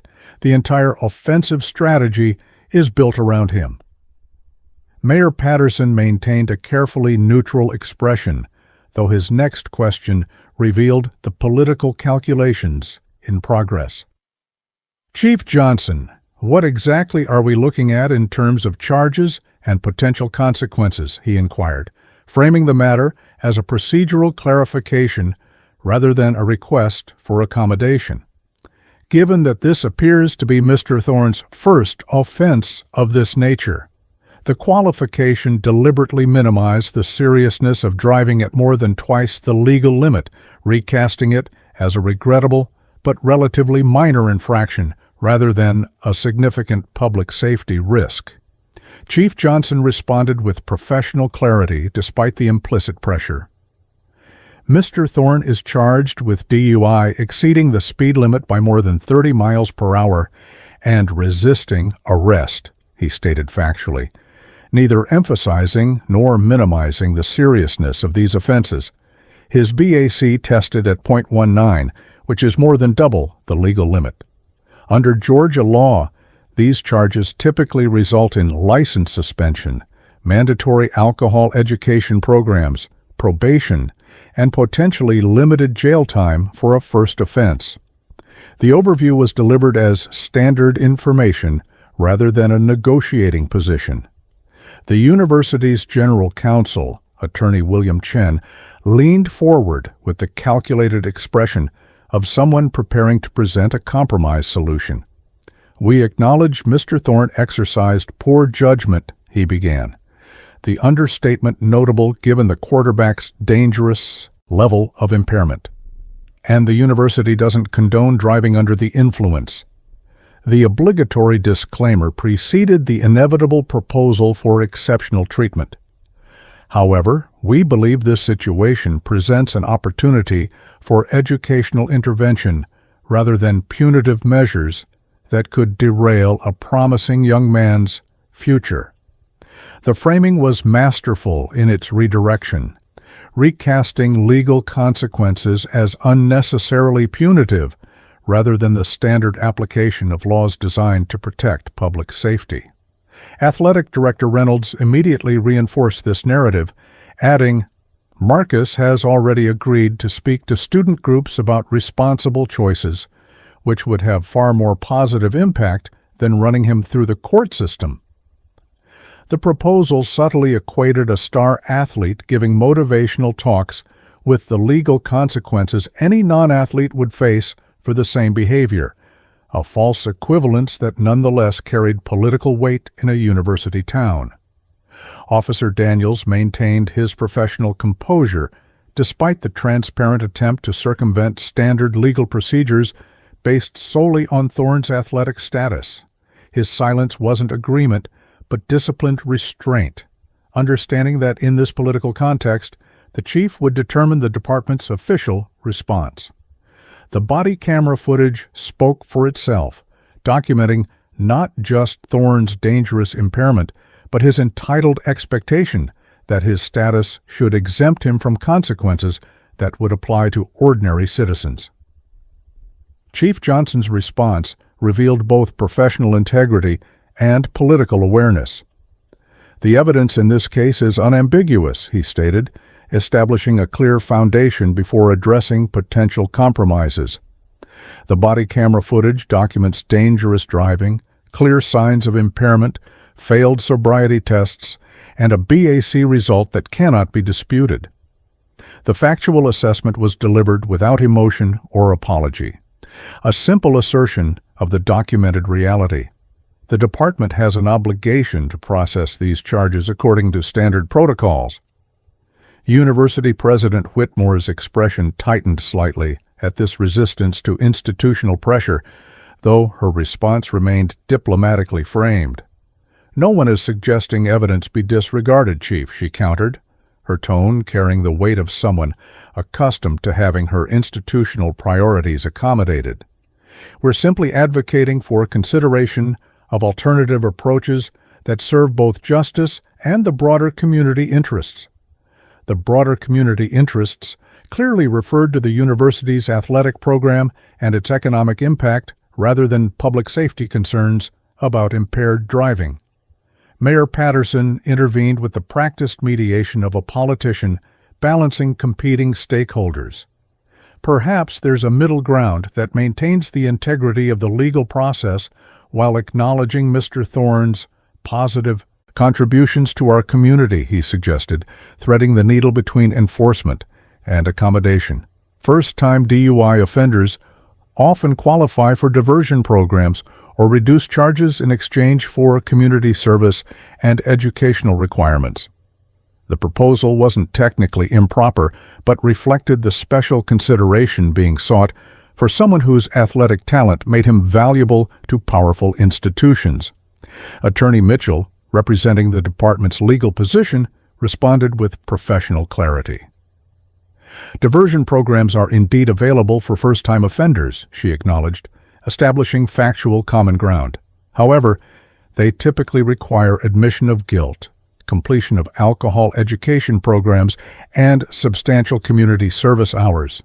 Her emphasis on these requirements seemed calculated to ensure any compromise maintained meaningful consequences rather than mere appearance of accountability. They also require full compliance with all program elements, with charges reinstated upon any violation. Athletic Director Reynolds seized on this opening with visible relief, clearly interpreting it as willingness to negotiate rather than insistence on standard procedures. The university would ensure Marcus completes all required programs, he assured the group, his commitment to athlete supervision suddenly absolute despite the department's previous handling of Thorne's alcohol violations as internal matters. We have resources through our athletic department that can provide structure and accountability beyond what's typically available. Officer Daniels observed this exchange with professional detachment, recognizing the familiar pattern of institutional negotiation that often followed arrests of valuable athletes. The compromise taking shape wasn't a complete dismissal of charges, which would have been too blatant given the evidence, but a modification of consequences that acknowledged Thorne's status without explicitly stating that different standards were being applied. It represented the reality of policing in environments where certain individuals carry disproportionate institutional value, a pragmatic if uncomfortable accommodation of power dynamics beyond any individual officer's control. Mayor Patterson appeared satisfied with the emerging compromise, turning his attention to the public relations dimension that clearly concerned him as an elected official. "What about the media narrative?" he inquired, addressing both the university representatives and the police leadership. Jackson's live stream has already shaped public perception, and the university's recruitment weekend is underway. The question revealed his priority, managing political fallout rather than ensuring equal application of the law regardless of a perpetrator's status or institutional value. University President Whitmore responded with the confidence of someone accustomed to managing institutional narratives. "Our communications team is preparing a statement emphasizing Marcus's acceptance of responsibility and commitment to making amends," she explained. "The strategy already developed despite the legal process having barely begun. We'll frame this as a learning opportunity and highlight the university's commitment to student growth rather than punishment." The approach skillfully redirected attention from the dangerous behavior itself to the institution's supposedly enlightened response. Chief Johnson maintained his professional composure, despite the transparent attempt to control the narrative before the legal process had even been properly initiated. "The department will release a factual statement regarding the arrest circumstances," he stated, "neither combative nor accommodating, but establishing clear boundaries. We will confirm the charges filed and the evidence supporting them, including the BAC results." His position reflected both transparency obligations and unwillingness to participate in a predetermined narrative that minimized the seriousness of impaired driving. The meeting concluded with an uneasy compromise. The charges would proceed through the system rather than being dismissed, but with openness to diversion programs and alternative sentencing that would minimize impact on Thorne's athletic career. As the university contingent departed, their body language reflected partial victory rather than complete satisfaction. They had secured consideration for Thorne's special circumstances, but not the full dismissal they had clearly hoped to achieve. The experience-backed cynicism of veteran officers suggested that pressure would continue through other channels, from influential alumni to board members with connections to the district attorney's office. Officer Daniels remained behind as requested by Chief Johnson, preparing for what he anticipated would be a candid assessment now that the political stakeholders had departed. The chief's expression revealed the complex calculations of department leadership, balancing officer support, legal obligations, and institutional relationships that affected everything from budgets to cooperation on other matters. "You made a good arrest, Daniels," Johnson began, his tone genuine despite the political complexities. "The evidence is solid, and there's no question Thorne posed a public safety risk." This acknowledgement of the arrest's legitimacy was immediately followed by the reality check Daniels had been expecting. "But you need to understand the pressures at play here," the chief continued, his tone shifting to something more pragmatic. "The university generates 60% of this town's economy. The football program alone brings in millions in revenue and shapes the city's identity." The assessment wasn't offered as justification for dismissing legitimate charges, but as context for the inevitable compromises that would shape how the case progressed. That doesn't mean we ignore drunk driving, but it does affect how cases like this move through the system. Officer Daniels received this information with the professional equanimity that had characterized his 12 years in law enforcement. "I understand the politics, Chief," he responded, neither confrontational nor submissive. "But my job is to enforce the law equally, regardless of who's behind the wheel." The principle was stated simply but firmly, a reflection of the oath he had taken when joining the force rather than naivety about institutional dynamics. Thorne was driving at more than twice the legal limit, endangering everyone on that street. Chief Johnson nodded with what appeared to be genuine respect for Daniels' principled position, though his next statement revealed the pragmatic considerations that shaped his own role. "The DA's office will ultimately determine how this case proceeds," he noted, referring to the prosecutorial discretion that could transform even solid cases through plea bargains and diversion programs. "Our job is to provide the evidence and support the process, which you've done by the book." The assessment acknowledged Daniels's professional performance, while implicitly preparing him for the likelihood that the case would not result in consequences proportionate to the offense. The conversation was interrupted by a text message that arrived on both their phones simultaneously, an alert from the department's public information officer. "University has issued statement regarding Thorne arrest. References procedural misunderstandings and commitment to resolving the situation. Local news requesting department response." The phrasing revealed the university's strategy was already in motion, framing the incident as a misunderstanding rather than a legitimate arrest for dangerous behavior, creating pressure for the department to adopt a similar conciliatory tone. Chief Johnson frowned at the notification, his expression revealing frustration with the preemptive narrative shaping. "We'll issue a factual statement only," he decided, messaging the public information officer directly. "Confirm the arrest, charges, and BAC level without editorial comment." The approach represented a compromise between complete transparency and political accommodation, providing the essential facts without directly contradicting the university's characterization, but also without endorsing their minimization of a serious offense. As Officer Daniels prepared to leave, the chief offered a final observation that carried both professional respect and pragmatic warning. "Your body camera footage is going to be crucial if this case faces the pressure I'm expecting," he noted, the statement both supportive and cautionary.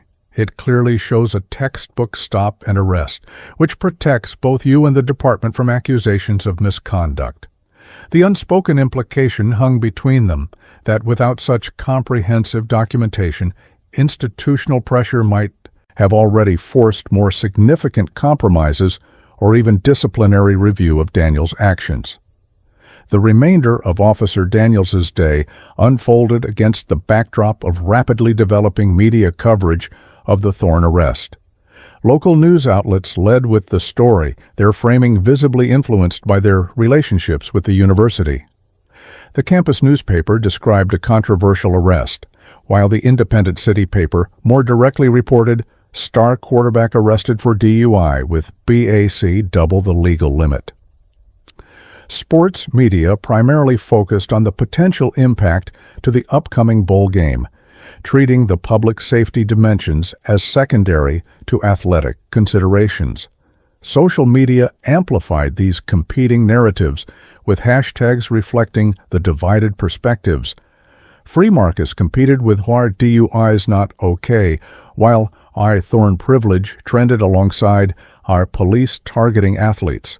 Jackson's livestream had accumulated over 100,000 views, its comment section revealing deep divisions between those who saw legitimate law enforcement and those who perceived harassment of a valuable athlete. The digital battlefield of public opinion was being shaped less by evidence than by pre-existing allegiances to either law enforcement or university athletics. Officer Daniels maintained his professional focus, despite the swirling commentary, completing his required documentation and preparing for his next scheduled shift. His phone periodically buzzed with messages from colleagues, some offering support, others sharing links to particularly egregious mischaracterizations of the arrest circulating online. One message from Officer Rivera carried particular significance. "Heads up, Thorn's father on Channel 4 claiming racial profiling despite you both being black says you have internalized bias against successful young black athletes." The accusation reflected the calculated strategy of attacking the messenger when the evidence itself was unassailable. The department's public information officer had released the factual statement as directed, confirming the arrest, charges, and BAC level without editorial comment. This clinical approach was immediately contrasted with the university's more emotionally framed statement, which referenced Thorn's exemplary character and commitment to making amends, without acknowledging the severity of driving at more than twice the legal limit. Athletic Director Reynolds had added his own comment, expressing full confidence in Marcus's character and noting that the incident would be addressed through appropriate channels, phrasing that implied institutional handling rather than standard legal processes. Laura called mid-afternoon, her tone reflecting both support and concern. "The university's in full damage control," she reported from her unique vantage point within the institution. "They've canceled Thorn's appearances with recruits, but they're saying it's due to scheduling conflicts rather than his arrest." The strategic narrative management revealed the institution's priorities, protecting both their valuable athletic asset and their recruitment efforts, rather than acknowledging the legitimate consequences of dangerous behavior. "And there's a petition circulating among students claiming you targeted him because of his prominence." Officer Daniels received this information with the measured response of someone who understood institutional dynamics without accepting their legitimacy. "The evidence speaks for itself," he reiterated, though experience had taught him that evidence often competed unsuccessfully with preferred narratives, particularly when those narratives served powerful interests. .19 BAC and driving more than twice the speed limit aren't matters of interpretation. His confidence remained in the thorough documentation rather than public opinion or institutional fairness. The conversation with Laura took an unexpected turn when she shared a development from their son's school.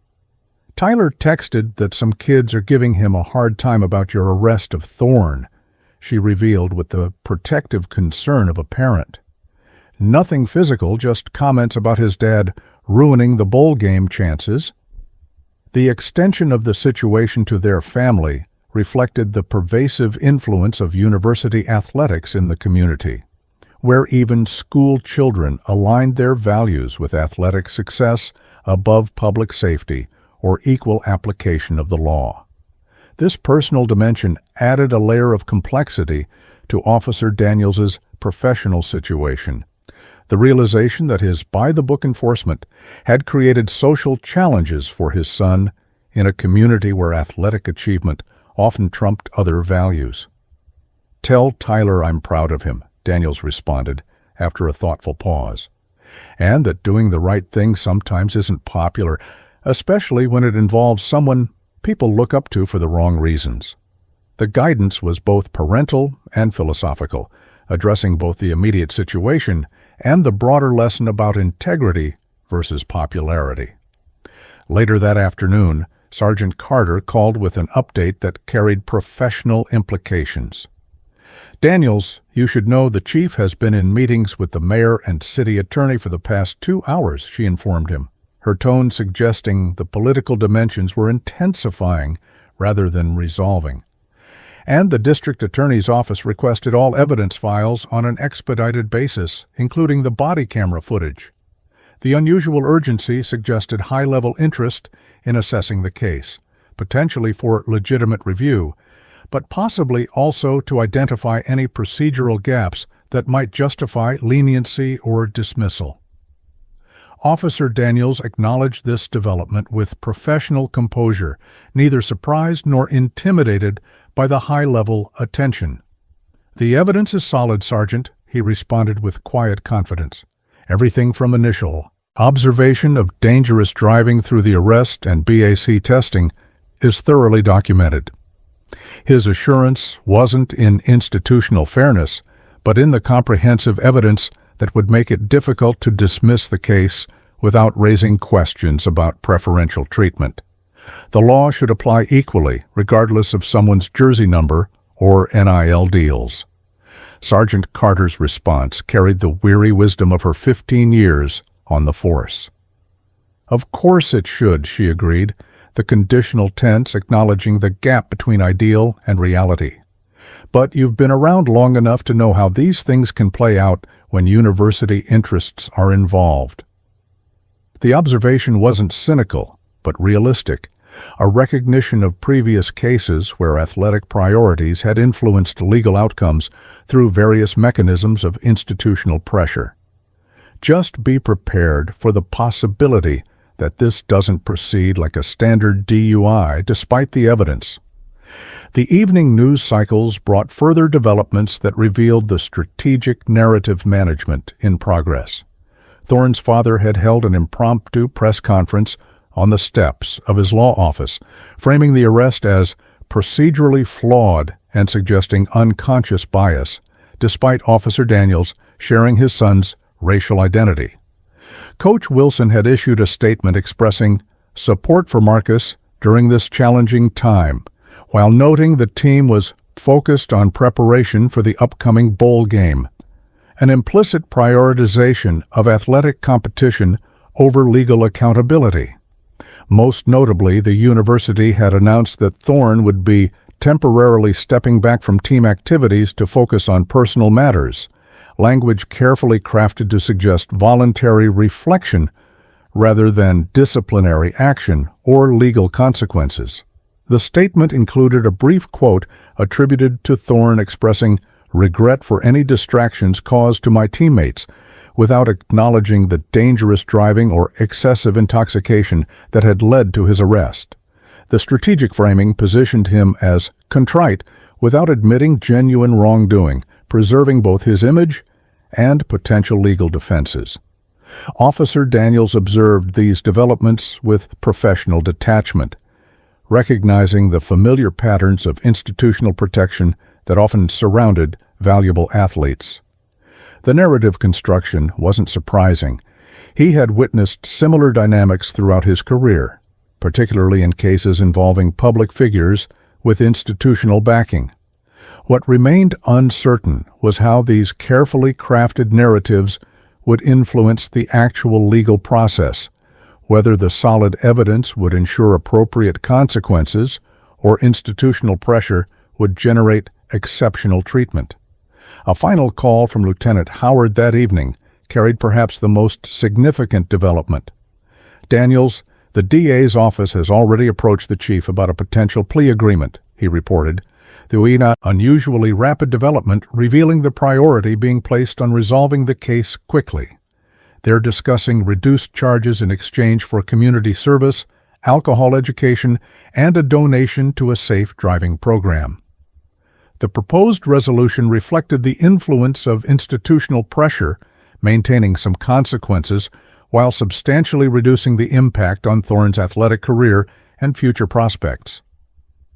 Officer Daniels received this information with professional composure despite his personal disappointment at the speed with which exceptions were being constructed. "That's unusually quick movement for a DUI case, Lieutenant," he observed, his tone measured rather than accusatory. "Most defendants don't have plea options discussed within 24 hours of arrest." The comparison wasn't offered as direct criticism, but as recognition of the disparate treatment already becoming apparent, that Thorne's status was generating procedural considerations unavailable to ordinary citizens facing identical charges. Lieutenant Howard acknowledged this reality with the pragmatic perspective of a department veteran. "The DA's office is calling it efficient justice," he reported, with audible quotation marks around the euphemism. "But we all know it's about resolving this before it impacts the bowl game or recruitment." The assessment wasn't offered as endorsement, but as recognition of the political realities shaping the case's trajectory. For what it's worth, the chief pushed back on complete dismissal, insisted the BAC level and dangerous driving were too serious to walk away from entirely. This small victory, that the case wouldn't be completely dismissed despite institutional pressure, provided limited professional satisfaction to Officer Daniels. The system was already demonstrating the unequal application of justice he had observed throughout his career, where consequences varied based on status and institutional value rather than the nature of the offense or the evidence supporting it. The compromise taking shape wasn't about justice, but about institutional accommodation, finding the minimum consequences that could appear reasonable while protecting a valuable athletic asset. The following morning brought Officer Daniels back to the department for his scheduled shift, the routine of roll call and patrol assignments continuing despite the unusual attention surrounding the Thorne arrest. Several colleagues offered quiet support, fist bumps or nods of approval that communicated professional respect without requiring explicit conversation about the politically charged case. Others maintained notably neutral expressions, reflecting the divided perspectives within the department itself about enforcing laws against valuable university assets. Sergeant Reyes conducted roll call with his usual efficiency, addressing the Thorne situation directly but briefly. "As you're all aware, the arrest of Marcus Thorne has generated significant public attention," he acknowledged, establishing a factual foundation before providing operational guidance. "The department's official position is that the arrest was conducted according to standard protocols based on observed dangerous driving and substantial evidence of impairment. All media inquiries should be directed to the Public Information Office without additional comment." The instruction was both procedural and protective, maintaining message discipline while shielding individual officers from potential misquotation. Before Officers Daniels departed for his patrol assignment, Lieutenant Howard called him aside for a private update that carried significant implications. "The DA's office has formally offered Thorne a plea agreement," he informed Daniels, with the neutral tone of someone delivering factual information rather than personal opinion.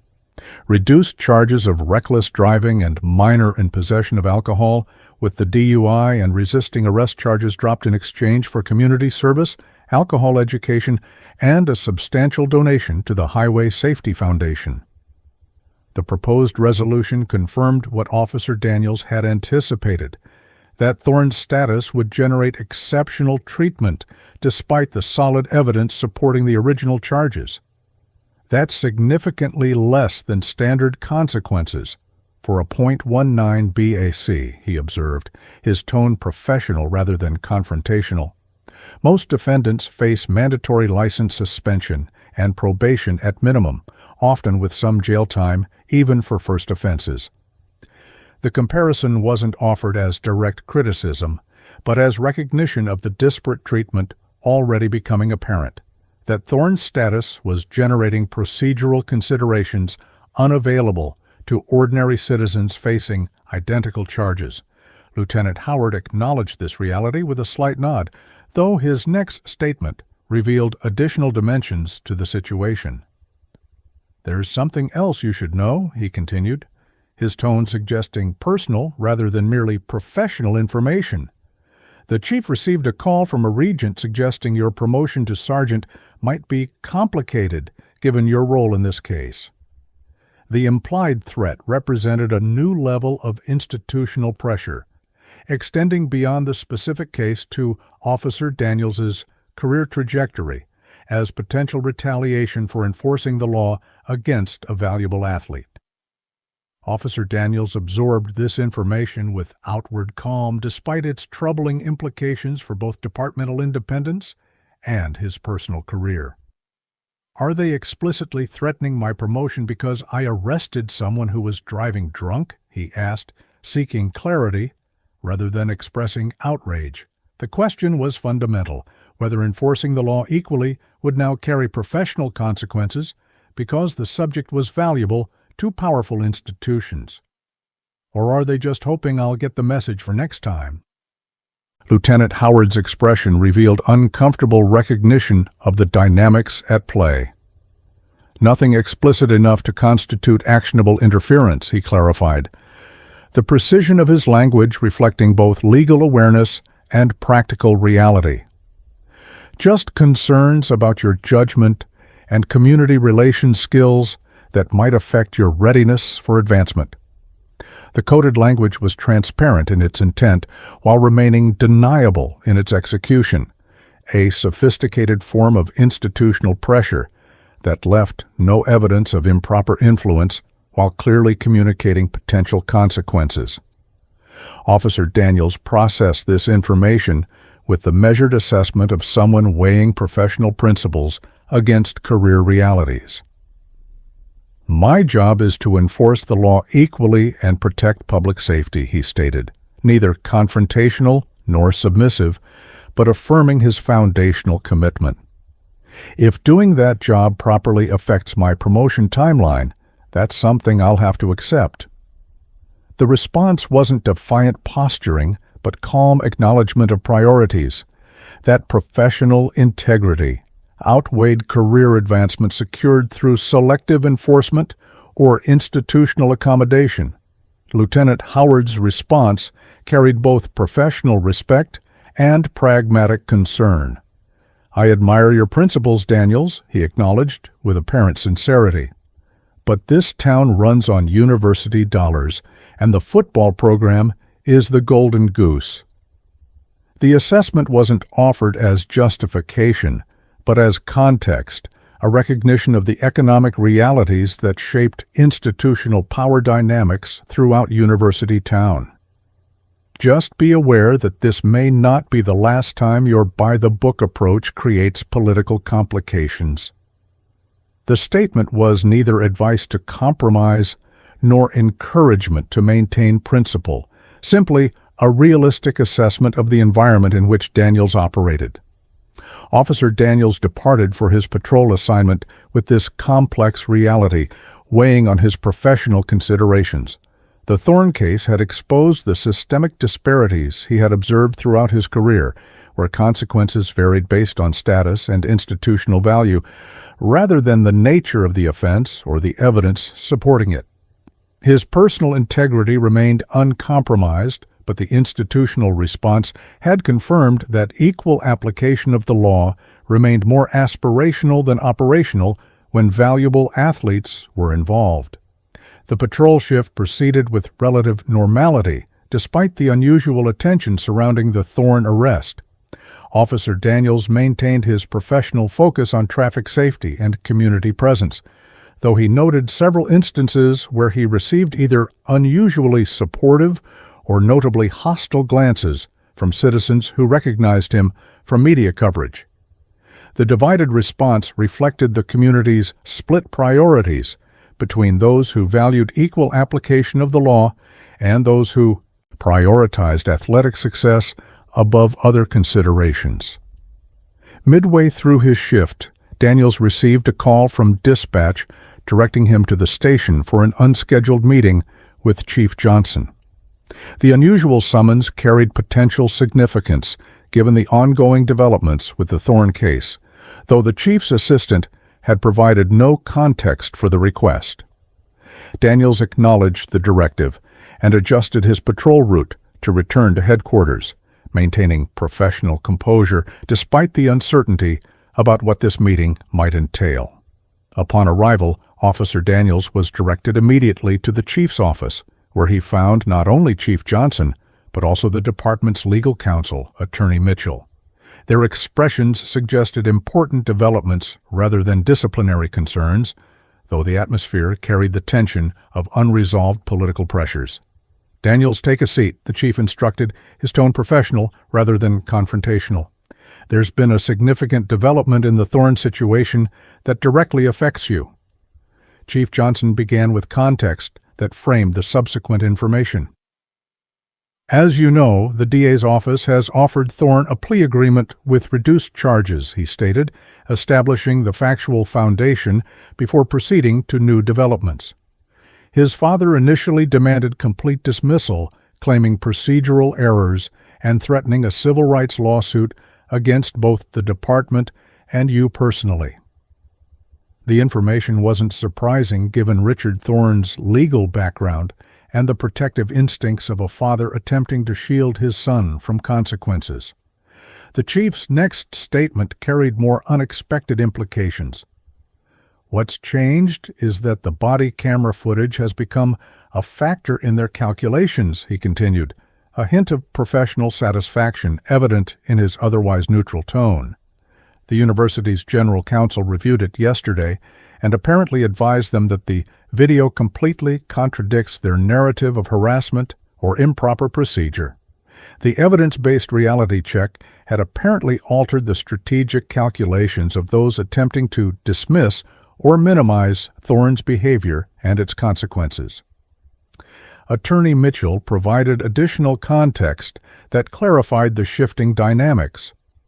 "Mr. Thorn's father is a skilled attorney who understands how evidence affects litigation prospects," she explained with professional assessment rather than emotional satisfaction.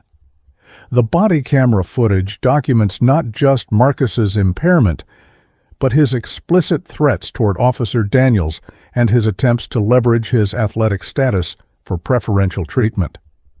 The comprehensive documentation had apparently created a strategic reassessment for those hoping to portray the arrest as harassment rather than legitimate law enforcement.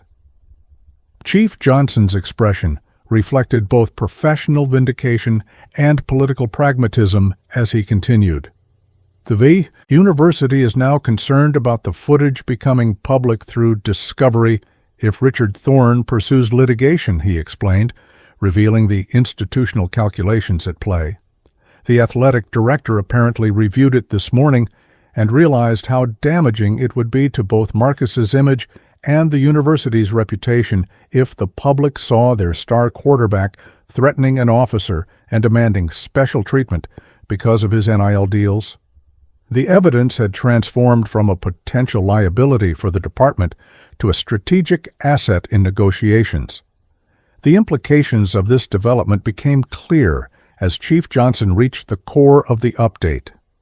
Thorn has agreed to accept the plea deal with additional conditions, a public apology for his behavior, alcohol counseling, and a personal letter of apology to you acknowledging that the arrest was conducted properly. This unexpected requirement represented a significant shift from the previous narrative of persecution to an admission of legitimate law enforcement. The university apparently insisted on these additions to prevent further damage to their reputation if the case proceeded to litigation and the footage became public. Officer Daniels received this information with measured assessment, recognizing both the professional vindication it represented and the continued special treatment being afforded to Thorn compared to standard DUI procedures.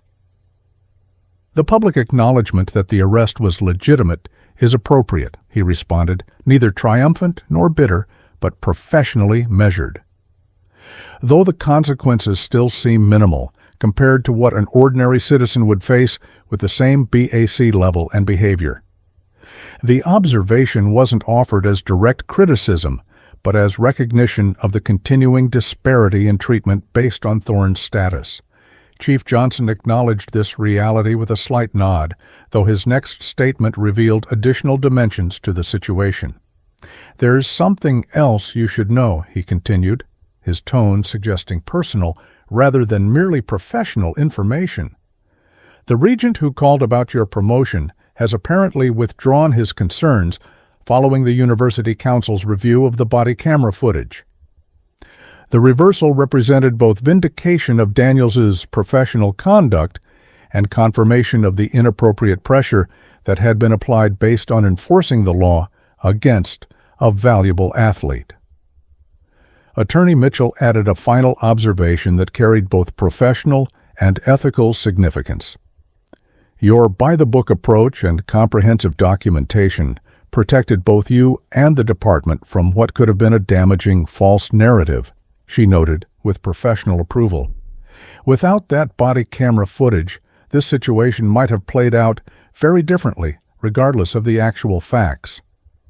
The assessment wasn't merely congratulatory, but carried an important institutional lesson about the value of thorough documentation in an environment where powerful interests often shaped narratives to protect valuable assets." As the meeting concluded, Chief Johnson offered a final observation that balanced departmental pragmatism with professional respect. "The department will accept the plea agreement as a reasonable resolution given all factors," he stated, establishing the official position while acknowledging the complex calculations involved. "But I want you to know that your performance in this arrest was exemplary from a procedural perspective. You maintained professionalism despite provocation and documented everything thoroughly." The acknowledgement represented important validation from department leadership, despite the political pressures that had shaped the case's resolution. Officer Daniels departed the meeting with mixed professional emotions: satisfaction that the evidence had vindicated his actions, concern about the continuing disparities in how justice was applied based on status, and pragmatic acceptance that institutional power dynamics would always influence how cases involving valuable athletes were resolved. The body camera footage had provided sufficient leverage to prevent complete dismissal of consequences, but the resolution still reflected Thorne's special status, rather than equal application of the law. It represented a partial victory for professional integrity within a system that continued to value athletic achievement above consistent legal standards.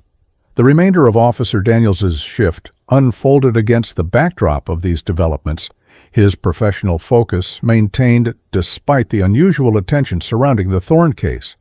A text message from Sergeant Carter provided additional context. University-issued statement announcing Thorne will take responsibility for his actions through plea agreement. No mention of BAC level or threats against you, but acknowledges poor judgment and pledges to make amends. The strategic narrative management continued, though with a significant shift from claims of harassment to carefully framed admission of unnamed misconduct. As his shift concluded, Officer Daniels received a final update from Lieutenant Howard that carried perhaps the most significant professional implication. "The chief has scheduled the sergeant's exam for next month," he reported, with what appeared to be genuine approval, and he specifically mentioned that your handling of the Thorne case demonstrated the judgment and professionalism needed for supervisory roles. The development represented not just personal career progression, but institutional affirmation that properly enforcing the law, even against powerful interests, remained valued within the department, despite external pressures.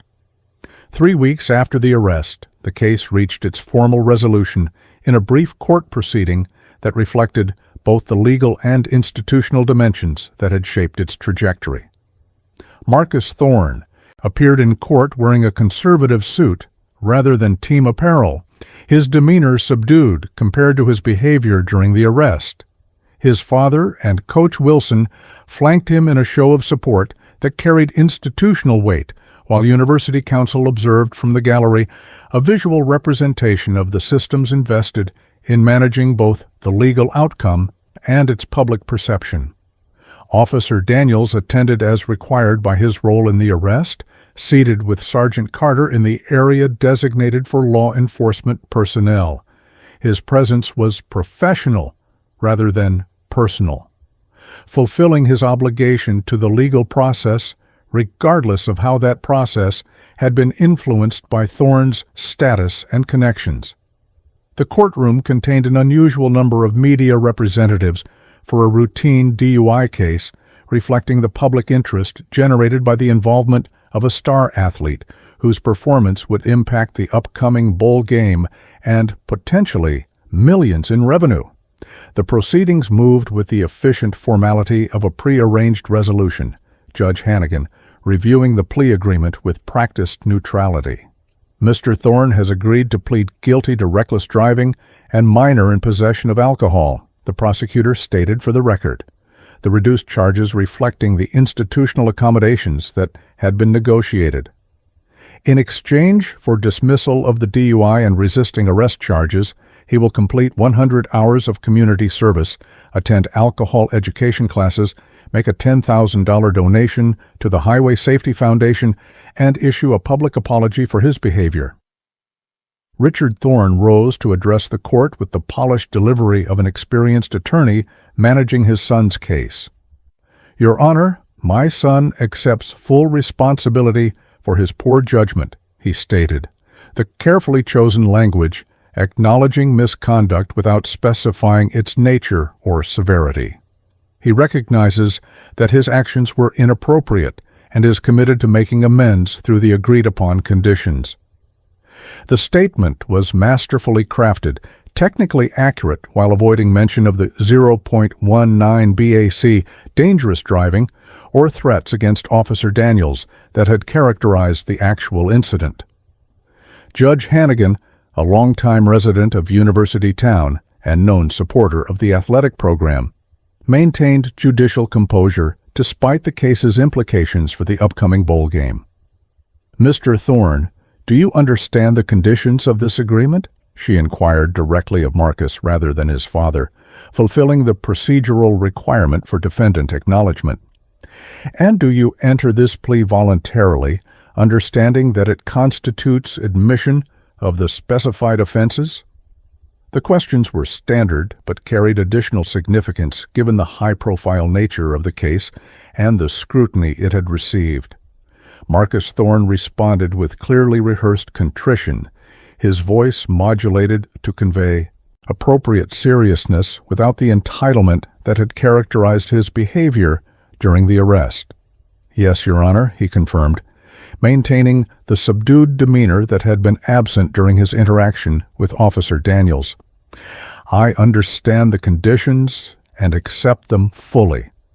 His performance reflected careful coaching, neither defiant nor excessively apologetic, but appropriately solemn for a legal proceeding where his athletic future hung in the balance, pending the court's acceptance of the negotiated resolution.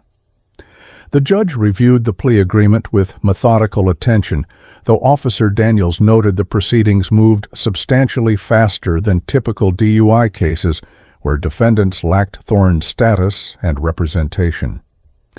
The court accepts the terms of this agreement, Judge Hannigan declared, after minimal deliberation, officially endorsing the negotiated resolution. Mr. Thorne will complete the specified conditions under court supervision, with progress reports required monthly. The procedural language established official oversight, while the expedited timeline reflected the priority being placed on resolving the case before it could impact athletic schedules. Following the formal acceptance, Marcus Thorne delivered his required public statement with the camera-ready composure that reflected his media training as a high-profile athlete. I want to apologize for my behavior on February 10th, he stated, reading from prepared remarks that balanced admission with image management. My actions showed poor judgment, and I recognize that they fell below the standards expected of someone in my position. The statement acknowledged misconduct without specifying its dangerous nature, maintaining the strategic ambiguity that had characterized the university's approach throughout the case. Most significantly for Officer Daniels, Thorne's statement included the stipulated acknowledgement of proper procedure during the arrest, a vindication that had been specifically required following review of the body camera footage. I want to specifically acknowledge that Officer Daniels conducted himself professionally throughout our encounter, Thorne stated, though his tone suggested recitation rather than genuine conviction. My arrest was the result of my own actions and decisions, not improper procedure by law enforcement. The admission directly contradicted the initial narratives pushed by his father and Jackson's live stream, providing important professional vindication despite coming through negotiated requirement rather than voluntary recognition. As the proceedings concluded, Richard Thorne approached Officer Daniels with the practiced diplomacy of someone accustomed to navigating institutional conflicts.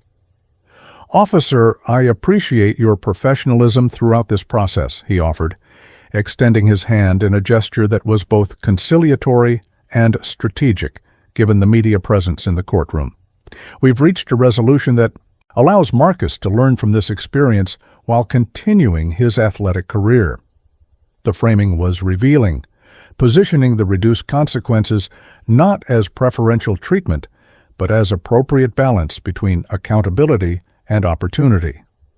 Officer Daniels accepted the handshake with professional courtesy rather than personal warmth, maintaining the appropriate boundaries of his role. "I appreciate the acknowledgement of proper procedure," he responded, neither confrontational nor obsequious, but professionally measured. "Public safety remains my primary concern, regardless of who is involved." The statement wasn't delivered as rebuke, but as simple affirmation of principle, that his actions had been motivated by protection of community welfare rather than targeting or harassment as initially alleged. Outside the courtroom, the university's public relations machinery was already in motion, with Athletic Director Reynolds delivering a statement that framed the resolution in terms of growth rather than consequences. "Marcus has taken responsibility for his actions and is committed to emerging from this experience as a better person and leader," he told the assembled media, the messaging carefully crafted to emphasize redemption over misconduct. The university supports his commitment to completing all required conditions while continuing to contribute to our athletic program and community. The framing positioned Thorne's return to the team as appropriate rather than privileged, a natural progression rather than exceptional treatment. The media coverage reflected the divided perspectives that had characterized the case throughout. Sports outlets emphasized Thorne's availability for the bowl game, while local news provided more balanced coverage of both the agreement and the original charges. National outlets briefly noted the case as part of broader conversations about athlete discipline and institutional protection, though without the detailed examination that might have revealed the full extent of the preferential treatment Thorne had received compared to ordinary citizens facing identical charges. Officer Daniels observed these developments with professional detachment, recognizing the case's resolution as representative of the complex realities of law enforcement in environments where certain individuals carried disproportionate institutional value. The outcome wasn't ideal from a pure public safety perspective. Thorne had received significantly reduced consequences despite driving at more than twice the legal limit and explicitly threatening an officer.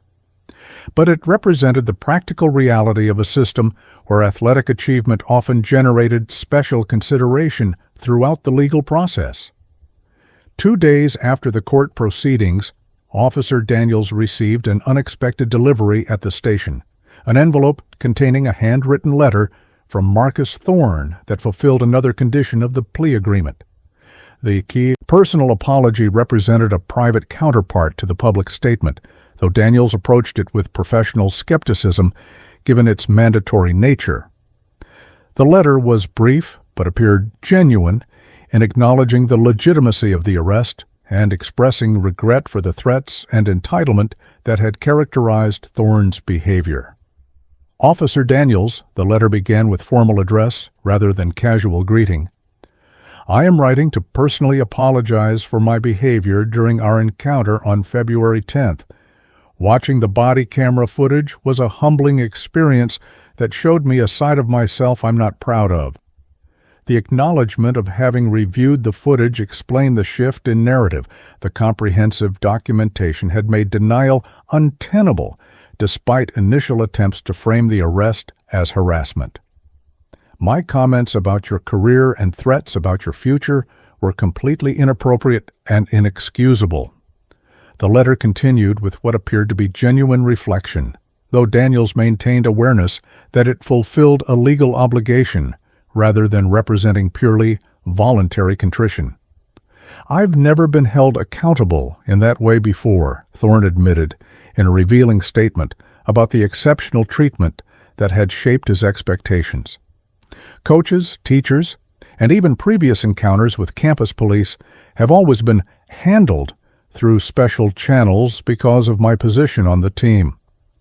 The candid acknowledgement of prior special treatment offered context for Thorne's shocked reaction to experiencing standard law enforcement procedures. Most significantly, the letter addressed the core issue of entitlement that had characterized the encounter. I genuinely believe my status as quarterback meant different rules applied to me, Thorne wrote, the admission notable for its self-awareness. Watching myself on that video, expecting calls to coaches would override legal procedures, believing my NIL deals somehow placed me above consequences, showed me how disconnected I've become from normal expectations. The reflection suggested potential for genuine growth, though whether this insight would translate to lasting behavioral change remained uncertain. The letter concluded with an acknowledgement that carried professional significance for Officer Daniels. You were doing your job properly that night, and my behavior was dangerous and irresponsible, Thorne stated in direct contradiction to the initial narratives pushed by his father and Jackson's live stream. I am fortunate that the consequences weren't worse, given how impaired I was and how I behaved toward you. The admission provided important validation of Daniels' professional conduct, acknowledging both the legitimacy of the arrest and the relative leniency of the resolution compared to the severity of the behavior. Officer Daniels placed the letter in his personal files rather than department records, recognizing it as a significant, if complicated resolution to a case that had carried both professional and personal implications. The acknowledgement of proper procedure provided vindication for his by-the-book approach, while the reduced consequences reflected the continuing reality that athletic status generated exceptional treatment throughout the legal system. It represented a partial victory for professional integrity within a system that continued to value athletic achievement above consistent legal standards. 1 month later, Officer Daniels sat in the department conference room awaiting the results of the sergeant's exam he had completed the previous week. Chief Johnson entered with the formal bearing of departmental leadership, though his slight smile suggested positive news rather than professional concerns.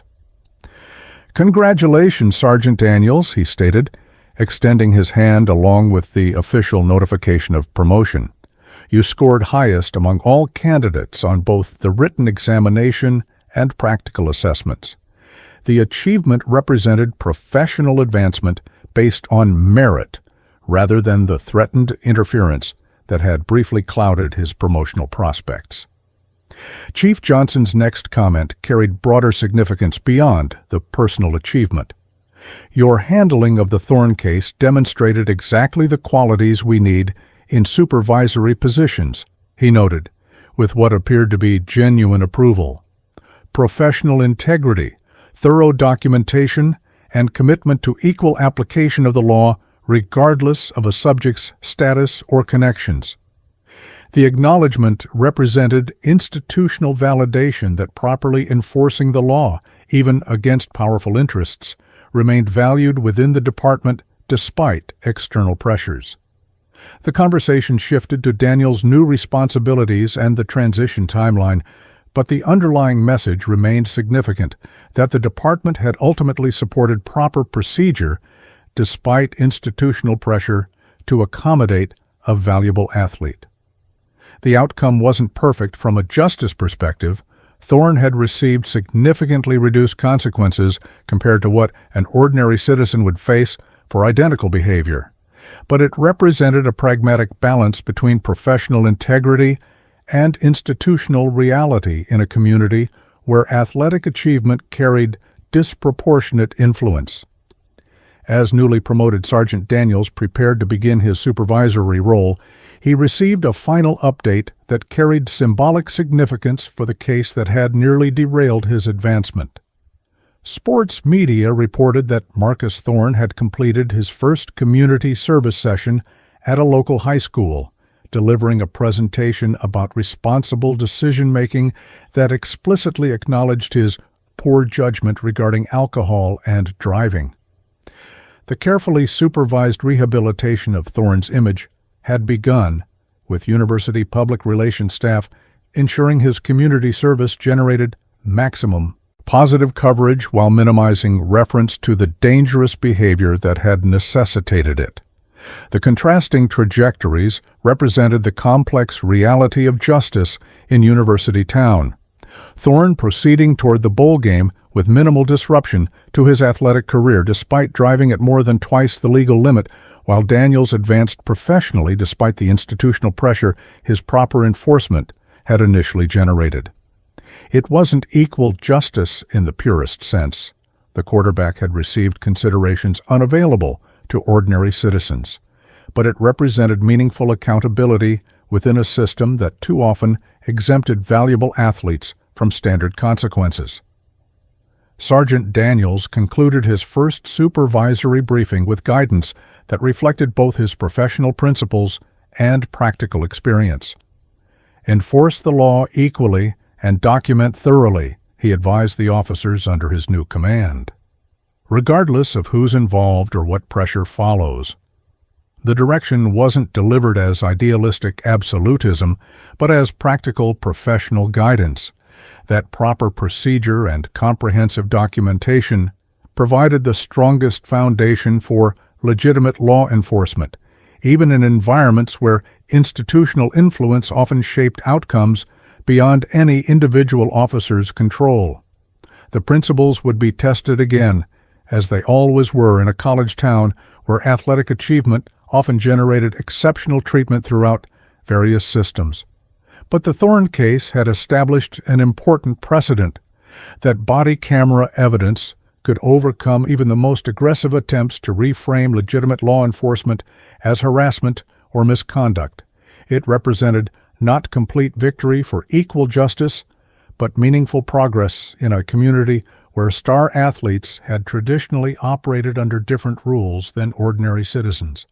For Sergeant Daniels, that measured progress represented professional validation of his commitment to enforcing the law equally, regardless of who sat behind the wheel.